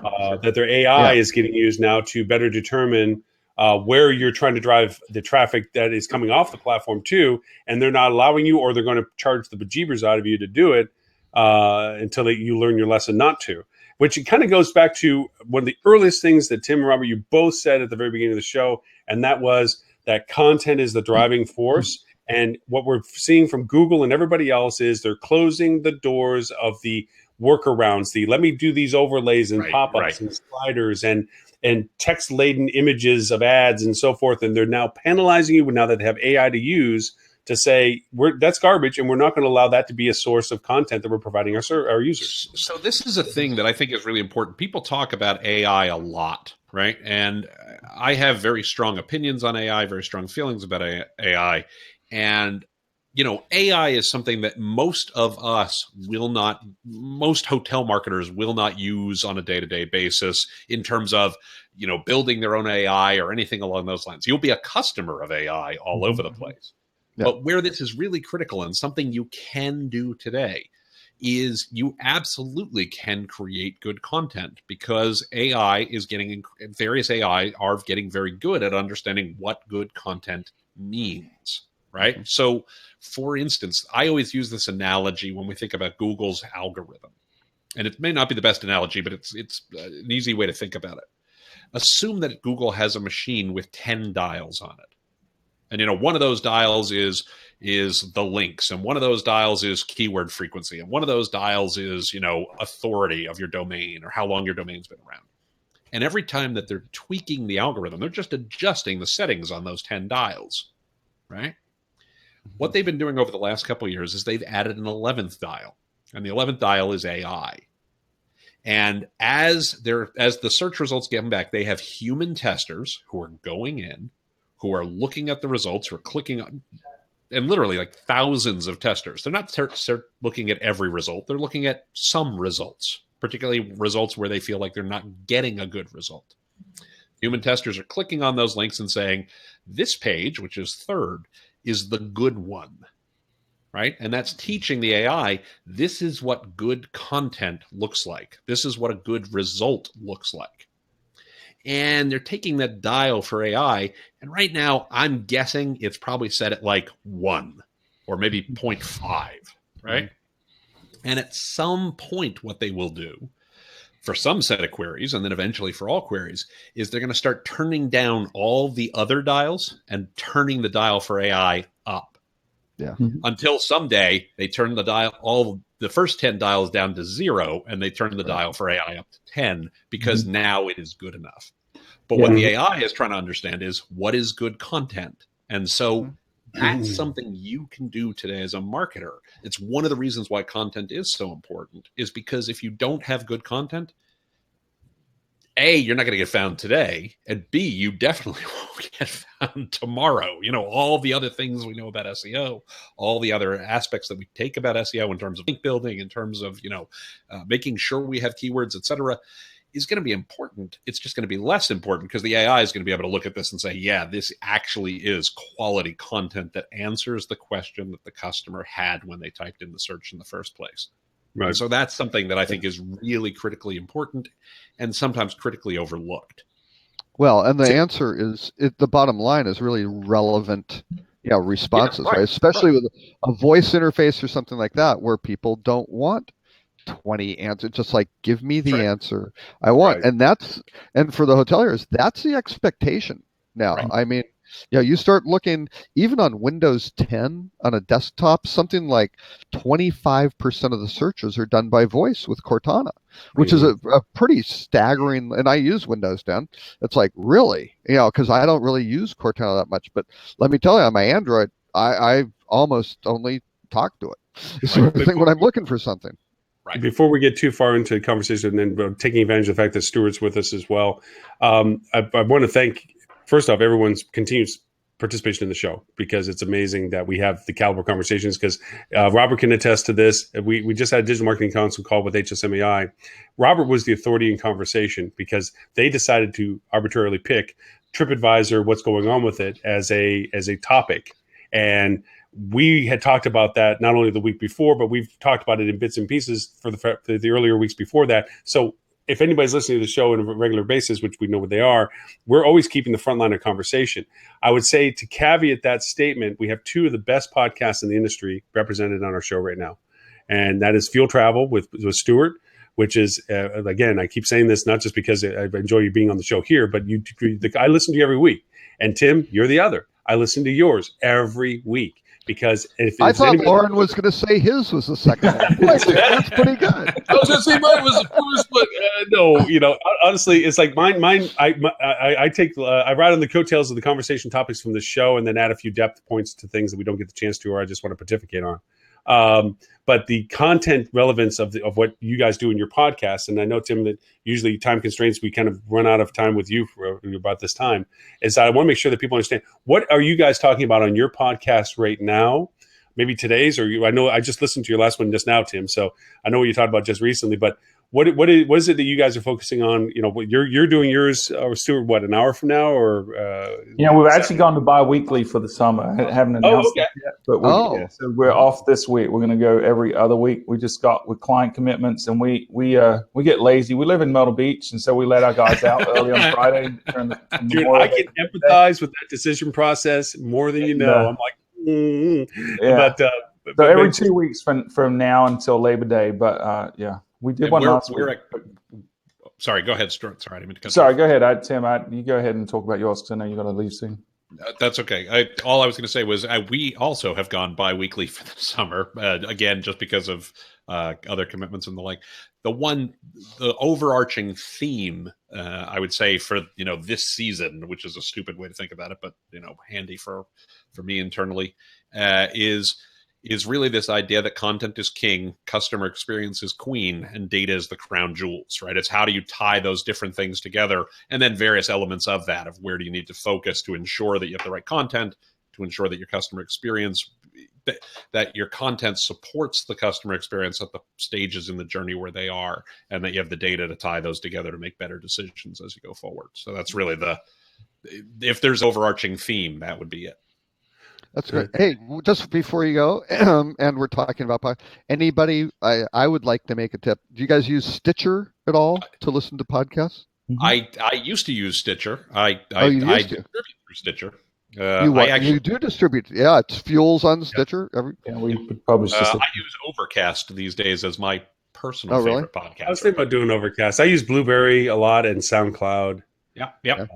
But yeah, I do use Stitcher for distribution. I use the Google Play Store. I do use Apple Store, obviously. Stitcher's doing some good stuff just in terms of the consumer usability, because I have about 10 podcasts that I listen to in terms of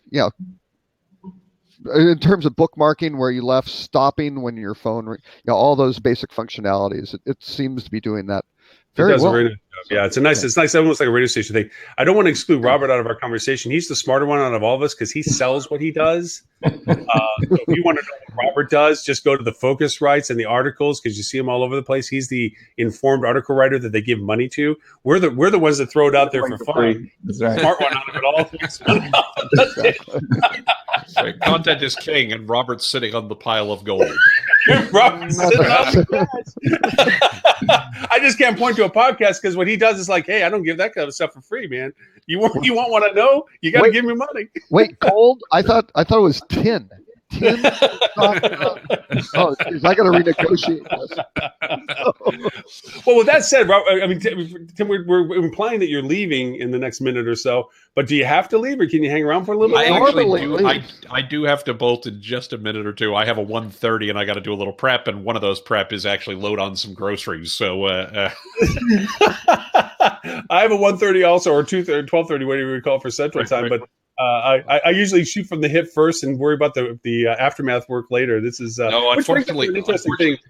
Today I've got not unfortunately, I'm actually pretty happy about this, but today I have a 1:30, a 2, a 3, a 4, a 4:30, and a 5. Wow. So, and 5:30 is cocktail hour. so this is lunchtime for me / make sure I know what I'm talking about in all of those, because I don't have a lot of downtime between to make sure I'm fully prepped. So well, before we get too far, where are people to find all this vast amount of knowledge and content that you share so freely, since again, Robert's the smart one out of the group.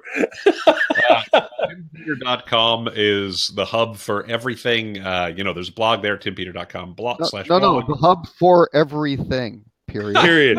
Just messaging, Tim. That is the internet. On messaging. It is the internet. And you can find me on Twitter using the Twitter handle @TCPeter. Tim, I walk right into this crap. I really do. Stuart, you missed it earlier. Stuart, you missed it earlier. Tim, again, to check your bingo card, because you were late. Tim had a post on the topic that we had that he did 2 years ago. But I want to point out, both of those were written for Hotel News Now. So that was actually not on my site. Those were things written for Hotel News Now, where I write a quarterly column. Yes, but it came from the mind of Mencina there. Anyway, but Tim, if you have to bow out, understand. Thank you so much for the time that you were able to do on the show. I'll see you all next week, gents. It is always a pleasure. Sorry I can't hang longer. Just today is. I usually try not to load up my Fridays quite to this level, but sometimes this is the way that these things go. So Yeah. I had a little travel earlier this No. week. I have travel the early part of next week. So I think you need to start managing those clients. After you leave, we're just going to go. He'll be our new target of fun and joy. So absolutely, but Tim? it's going to be pin the tail on the Timmy, right? Well, yeah, that. I mean, Ed's not here, so you're the next in target. I mean, Right, exactly. All right, gents, you all have a great week. Have a happy Mother's Day. Happy Mother's Day to you and yours. And I'll talk to you all next week. Bye. thanks, Tim. All right. Thanks for Bye, the time. everybody. All right. Well, He's got to start managing his clients better, saying, if you want to meet on Friday afternoons, I do not want your money. You go find someone else. No. I tried that. I had a client that asked. No, that's not a successful strategy. Yeah, a client wanted to talk to me today and it was in the middle of the show. And I says, hey, that's kind of in the middle of a live show I do.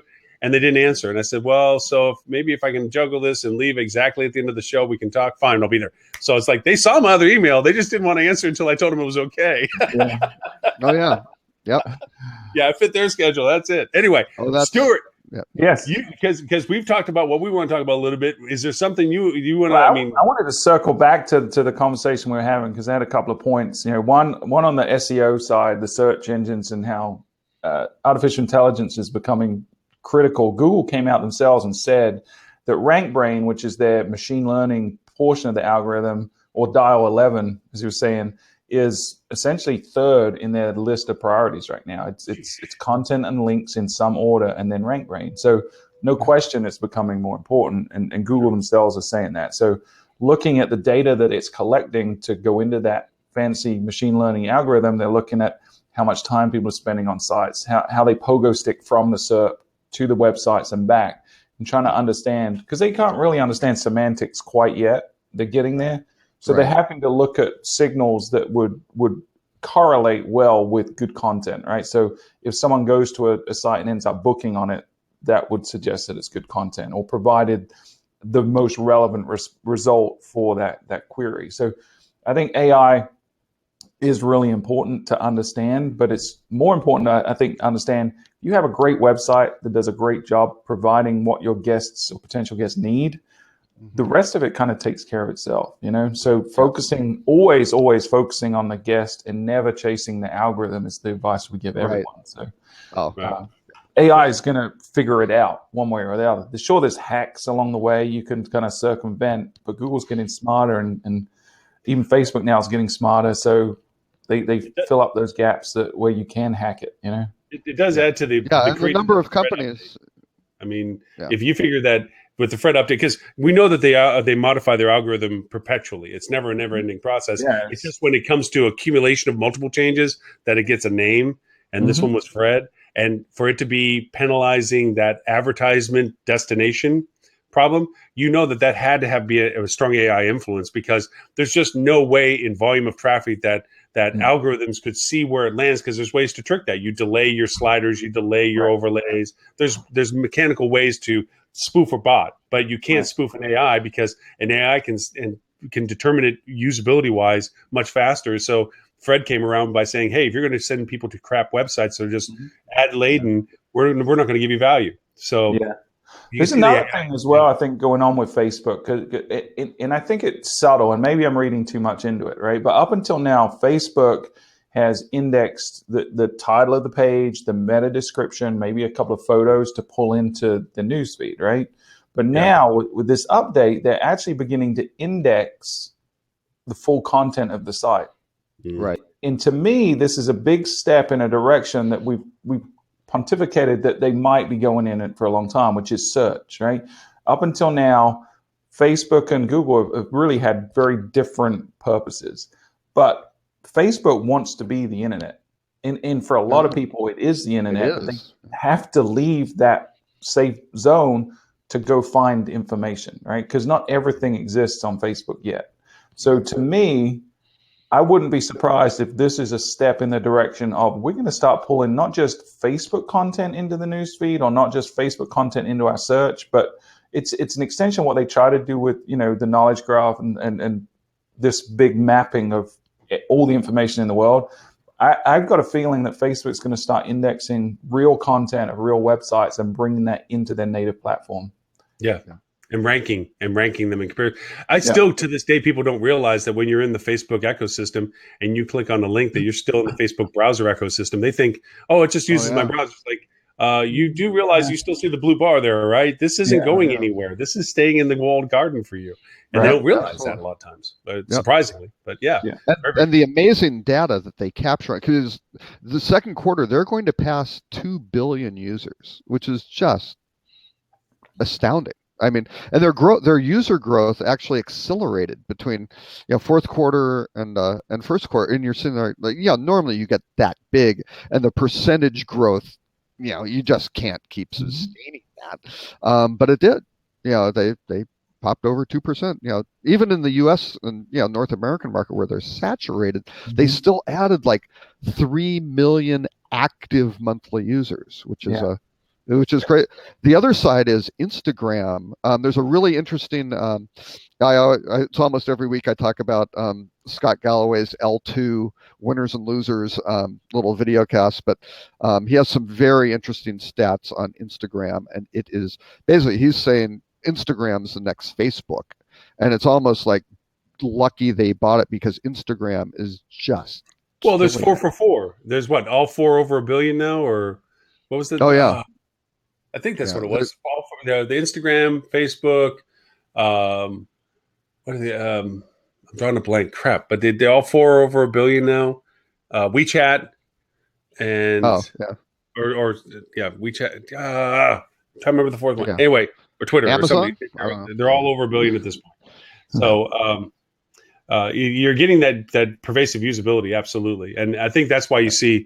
I mean, not to think weird thoughts, but that's why you're seeing all this AI usage for Google Assistants and things like this. Is that they're finding other ways of engagement, beyond the social. And I'll be honest with you, when my recent trip that I was in Honolulu, I used Facebook's city guide as more of a reference value than TripAdvisor and stuff, because surprisingly, I had a lot of friends that had visited and gone to different places in Honolulu Market, and I actually spent more time looking and bookmarking those and saying, hey, if that person liked it, let me go look. And we ended up going to a couple places, and they were fun. TripAdvisor, again, it's public. I don't know these people. I appreciate their opinions on it. It's nice to know the rankings. We tried one of them. It was fine, of course, but it wasn't as nearly as impactful as saying my friends did this or my friends saw this. And a couple of things I didn't even know you could do in Honolulu that my friends had done. I'm like, oh, let's go do that. So well, and TripAdvisor landscape. Yeah, TripAdvisor was a launch partner for Facebook Connect, right? When they first came out. That's really when TripAdvisor took off too. When they started. Oh yeah, and they've been doing a lot of stuff, and very cleverly, they took full advantage because they said, oh, well, you've now, the link across, we've got a problem. This is a security issue. You have a different email address in Facebook than you do in TripAdvisor, which of course I've got a Gmail. At that point I had a Gmail address for TripAdvisor, as I have for like virtually all of my hotel, and airline accounts and everything, just to keep all the horrific spam isolated from my real email. But when they did that, people used their real email on Facebook, right? Yep. Their real mobile number. And when they did that, I talked to Coffer about it. He wouldn't tell me. I just said, I'm really curious about, how much did that clean up your email? It was genius. And he was like, oh, and I could tell he knew fully well that they had, that was a very specific decision, because you might say people might offend people, things like that. But it's like, oh, gee, we never thought of that. And it was like, liar. So when you look at that 10-year plan that Facebook, that we shared, some of the big things on there really are related to increasing their data center, and they're really trying to get into markets that are untapped. So if you look at their solar powered mobile internet connections, they want to provide internet connectivity to the entire continent of Africa.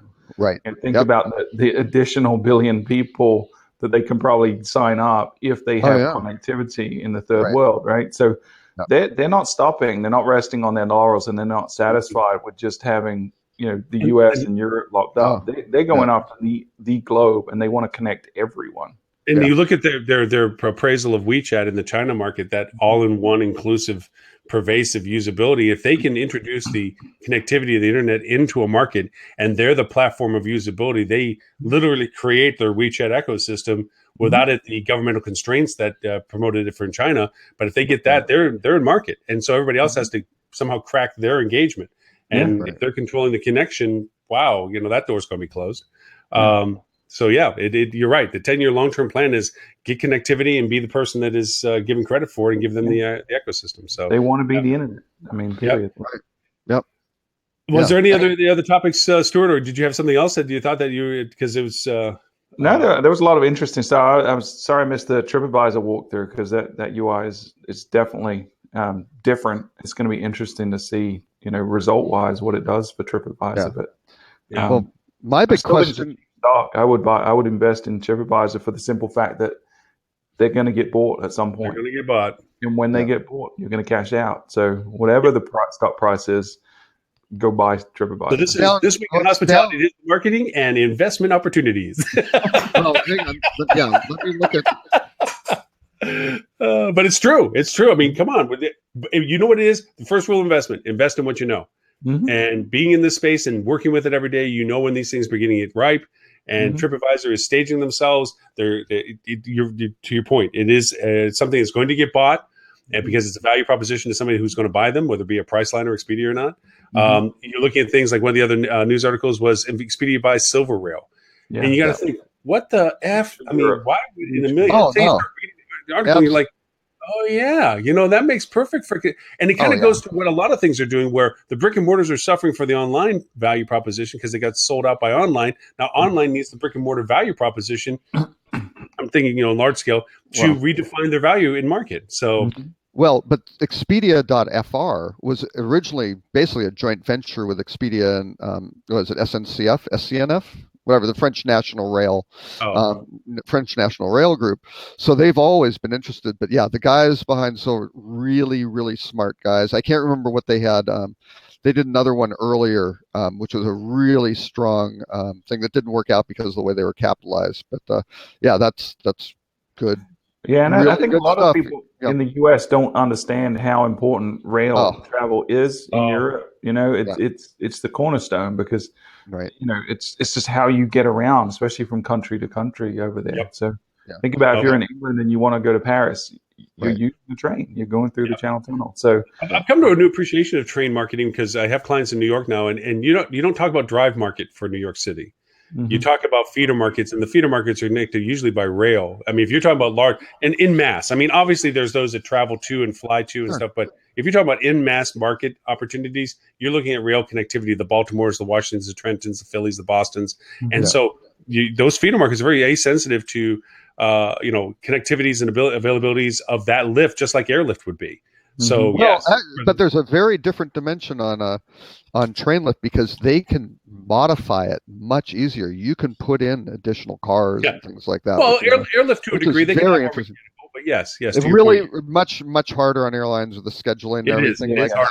Where all of a sudden, you aren't going to put a 787 on something because it's a football weekend in Arkansas or something like that, which you probably could. So you're going to have limitation, just jack your prices. But on the train side, it's interesting. You've got that thing we talk about Airbnb, that whole variable capacity thing is thing. But again, they do it in Europe very successfully. It's more closer to the model of unconstrained demand. Yeah, if you get it from a revenue management perspective, if you understand unconstrained demand, you're talking the trains have an ability to actually address unconstrained demand. Add a few more cars because we got more tickets to sell. I mean, and they do it fairly successfully on the Northeast Corridor. But that's the only place where Amtrak really has enough saturation. And that's a fun ride. I did a Baltimore to New York ride on that. And ticket was nice. I was in the business class section. Wi-Fi was good. Seats were comfortable. Oh yeah. And it was a nice, convenient way to get caught up on work while I'm watching the world go by. It beats driving. It beats the airport experience. I mean, all that stuff. Yeah, it's city center to city center transportation is fantastic. So. Again, Ctrip's back in the news. It stays in the news. I mean, now that the whole Skyscanner, I'm a fan of Skyscanner personally. When they finally put hotels in, 6 months ago, 8 months ago, and now they're a true meta search platform. They're an affordable platform, and now Ctrip ate them up. And Now we're seeing a little bit about what C-Trip's wanting to do with them. They're making no slowdown, according to this article out of T News. They're blowing them up in usability in the Chinese market because that's a market that you have to be defined in, and they're using it for external Chinese market in going outbound. Yeah. So kind of what we thought was going to use. They're going to use it for both sides of the knife. So and I think you'll see Skyscanner or C-Trip or someone really start looking at multimodal meta search at some point, because Skyscanner, boy, it was probably a couple of years ago, but a very, very interesting startup. Highly engineering oriented, really good stuff, and just kind of bubbled in and kind of have them, but they've got that technology sitting back there. But again, they had to get everything else set up and going. But they've got some very, very interesting stuff to start connecting those dots, especially when you're traveling around Europe on trains, and God knows what you're doing, and it isn't just one place where you just buy the ticket and you're set. It's going to be interesting. So right. Did you guys talk about the Priceline whining about not being a monopoly? Did you already talk about that? No, Lauren started with that, and then thank you. I was looking through it, like we didn't talk about the duopoly. It's a new game where there's only 2 players and 2 squares.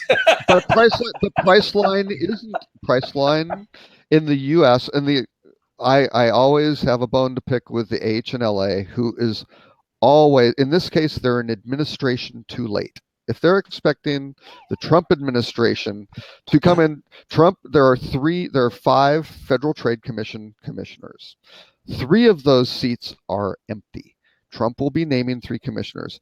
If you're thinking he's going to bring in 3 trust busters, I think you're sorely mistaken. He's going to go that way this month. Plus, breaking up a monopoly like AT&T, that's a lot easier than trying to break up a quote duopoly. In which case, when you say, "Oh, look at Expedia, they're killing us," and they go, "Well, gee, Marriott, your market cap's 37 billion, and Expedia's is 20 billion. I don't know. Well, they're doing this stuff," and it's like, okay. And then they go, "Well, yeah, but look at Priceline. They've got a $94 billion market cap." It's like, yeah, well, how's their penetration in the U.S. versus what? Really? No. And they're looking at the same data with 2 completely opposite perspectives. Well, it's a completely disingenuous DC in the Beltway lobbying effort. Which they took their favorite toy away and they're stomping their feet and they're crying to mommy saying, "Please, can I have my toy back?" Right, which the hotel industry killed. I mean, you're going, hey, it's commission-based, guys. You don't like it just as an industry. Yeah. Now, collectively, you can't say don't work with them because that would violate certain antitrust. But yeah, if Marriott and Hilton hate them and they don't want to work, well, yeah, just don't. And that will certainly make an adjustment to but the reality is they need them because they provide a valuable service. And again, I did a webinar yesterday for Duetto and Agilysys, and that was one of the things that I covered. You look at the tech investment, and I don't have the numbers right in front of me, but it's staggering. We talked a little bit earlier about the marketing investment between the 2 companies is easily over $8 billion a year, which dwarfs the hotel industry, sort of thing. The tech investment is just, incredible. I think it was I think Expedia this year, they said it in their first quarter conference call. I believe it's like 1.2 billion on technology. Now that includes labor, but you better include the labor if you want the technology built. They just aren't buying this stuff, stock. They aren't heading down to, Best Buy and going, "Hey, can we have another one of those?" There was a friend of mine that was a great coder, and he was doing good work. He was doing ad hoc work and stuff. I used him for a couple of projects, and I called him, I don't know, a couple of weeks ago, and asked him, "Hey, I need some scraping done." Anyway, and he says, "I'm sorry, I got a gig now." Hacking? Like, scraping, not hacking. Scraping, different story. Scraping is legit. Usability of it's interesting, but anyway, so he said, "I can't do it anymore. I got a gig," and he has a gig with an OTA. I'm not going to name which OTA of it. And it's just like any great people that were good in technology. Once they get into certain industries or certain providers, they go dead silent because at that point, they're on the other side of the world. They're in the we're ahead of everybody else, and they can't Oh, even yeah. begin to talk about what they're working on, because even a hint of it will just show you how far along. It's like working for the military. They got stuff that we don't even know they've built yet, and so you can't even talk to them anymore because they're just so far of a conversation beyond what we're doing right now. No, And he's one of those guys yeah. where he just doesn't do the work now because he's working for OTA on tech.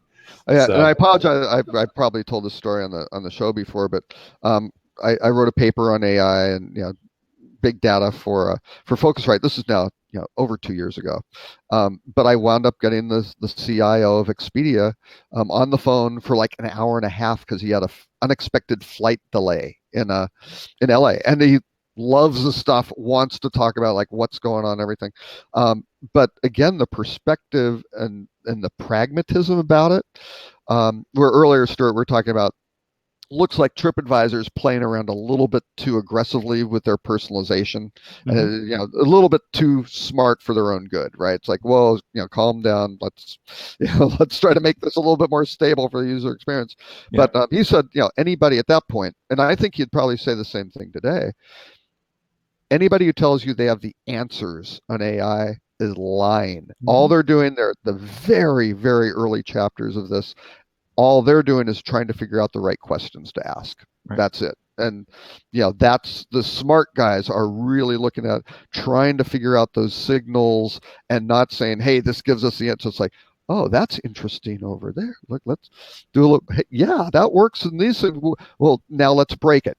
Let's make sure, let's undermine our thesis and really kind of blast that apart before we start using it. And they're looking at relationships and kind of these semantic relationships between what you would think would be highly disparate, things that people wouldn't normally see as an influence. But I don't know. I mean, they're probably looking at what's the political sentiment of, God knows, Trump tweets what happens to travel and how should they adjust their bidding strategies following that. I mean, because who knows? Maybe there is no relationship. I'll tell you. Maybe there is a relationship, but that's the kind of stuff they try to figure out to get that little extra edge. Things like that, though. I mean, right now in my discussions with some of my clients, we're doing contingency long-term project planning of what happens when the international market continues its downward demand.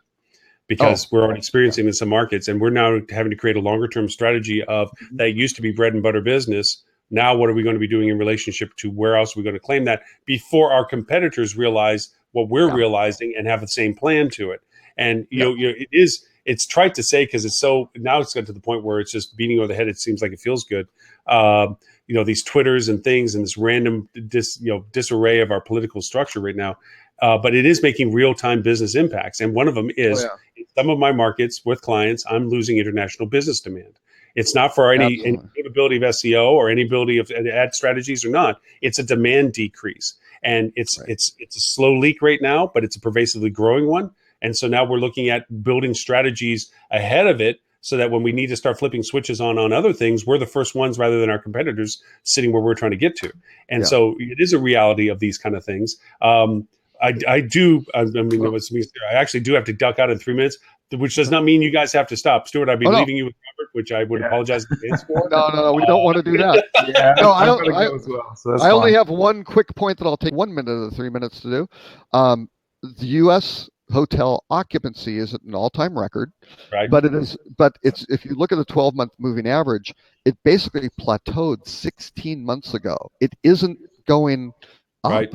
Sort of thing. So you're kind of at maximum, not necessarily saturation, because it's only 63.4% year to date or something, right?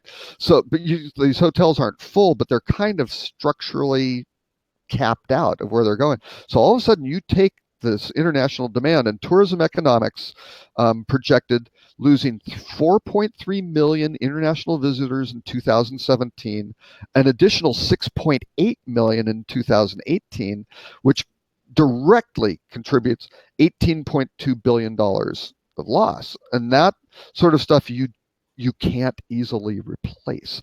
And it's disproportionate into these major gateway cities and major tourist markets and things like that. So it isn't just spread across all the hotels. It's in these very concentrated markets, and that's not good for ADR growth or anything like that. And where do you replace that?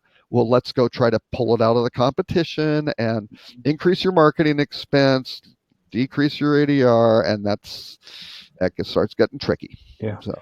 All right, Stuart. Before we lose you, Robert, Stuart, where if people want to find out more about what you do, and all the fun things that you are doing, where do they go? Sure. You can first check out Fuel Travel, fueltravel.com, all the products and services we offer. If you're interested in the stuff we talk about, then Fuel Travel's Hotel Marketing Podcast is available on iTunes. Just type in Fuel Hotel Marketing Podcast. You'll find it anywhere that you can listen to podcasts. And you can hit me up with questions on Twitter at either Fuel Travel or at Stuart Butler. Awesome. And Mr. Robert Cole? You can find me at Robert K. Cole or rockcheetah.com. Do not go to at rockcheetah on Twitter. I'll say that for Ed. But 1,500 people for completely unknown reasons do, and unless you want lots of Twitter news feeds. You do great. I was going to share what I'll share next week that I use for incubated Twitter posting or social postings, which has been pretty productive for me. I'll share that next week. But thank you, Mr. Robert, for the time, and actually thank you for the recap on the TripAdvisor stuff, because really, really, for anybody that didn't catch it earlier in the show or something like that, playback on the playback. We screen shared for the first time. I think we screen shared for an hour. People would rather see that than our faces, to be honest. So. I think so. Probably was the best part of the show. We screen shared and didn't see our faces for it. Actually, the best. No. Well, I think they could see the others' faces. Couldn't see my face. So that's a double plus. That was like a double. That was like double bonus round. That was like Yahtzee with like triple word number on it. and I want to thank Jeremiah from hospitalitycopywriting.com, who I think has been in this the whole time. He has been with us the whole time. Jeremiah, thanks. Do appreciate it. Yes. Do we have like a purple? We're going to have him on the show. Jeremiah, we're going to have him in the show. A digital purple heart or something we can give to these guys? Something like that, yeah. For archives of this show, and which is number 92, we've done it every week now for almost 2 years. You can go to hospitalitydigitalmarketing.com/live. Any questions or any comments or topics that you'd like to add, you can join us at live show at hospitalitydigitalmarketing.com. You can send an email to us. And don't go on Twitter and look for at the Lauren Gray, because it's a really cute 16-year-old that does lots of music videos. Instead, go to at Lauren Gray, which seems to be what everybody thinks her Twitter handle is. And you'll see the connection to the Periscope Live or Twitter Live link that we do. We do live broadcasts on that too. Unfortunately, just perhaps a conspiracy theory. The Lauren Gray and Lauren Gray have never been seen together in the same room. Yeah, but there's this difference between the two. But anyway, I don't see it. That's pretty similar to me. Thank you, everyone, for your time and effort on the show, and for those who follow us and those who watch us on the recordings, whether it be Facebook Live, Periscope Live, Instagram Live, Twitter Live, or YouTube Live, or just pretty much a platform that has the word live after it. We're there. And I think, Lauren, you can get stadium seating in your office. You could actually do it live. Real life live. Yeah, we can do live. Yeah, IRL live. That's it. So. Anyway, thank you, everyone. Thanks, Stuart. Thanks, Robert. We'll see everyone next week. Show number 93. I believe we have a guest co-host in the works, which should be a lot of fun as well. So we'll make that announcement over the course of the next couple of days. Great. Thank you, everyone. Bye, everyone. Bye.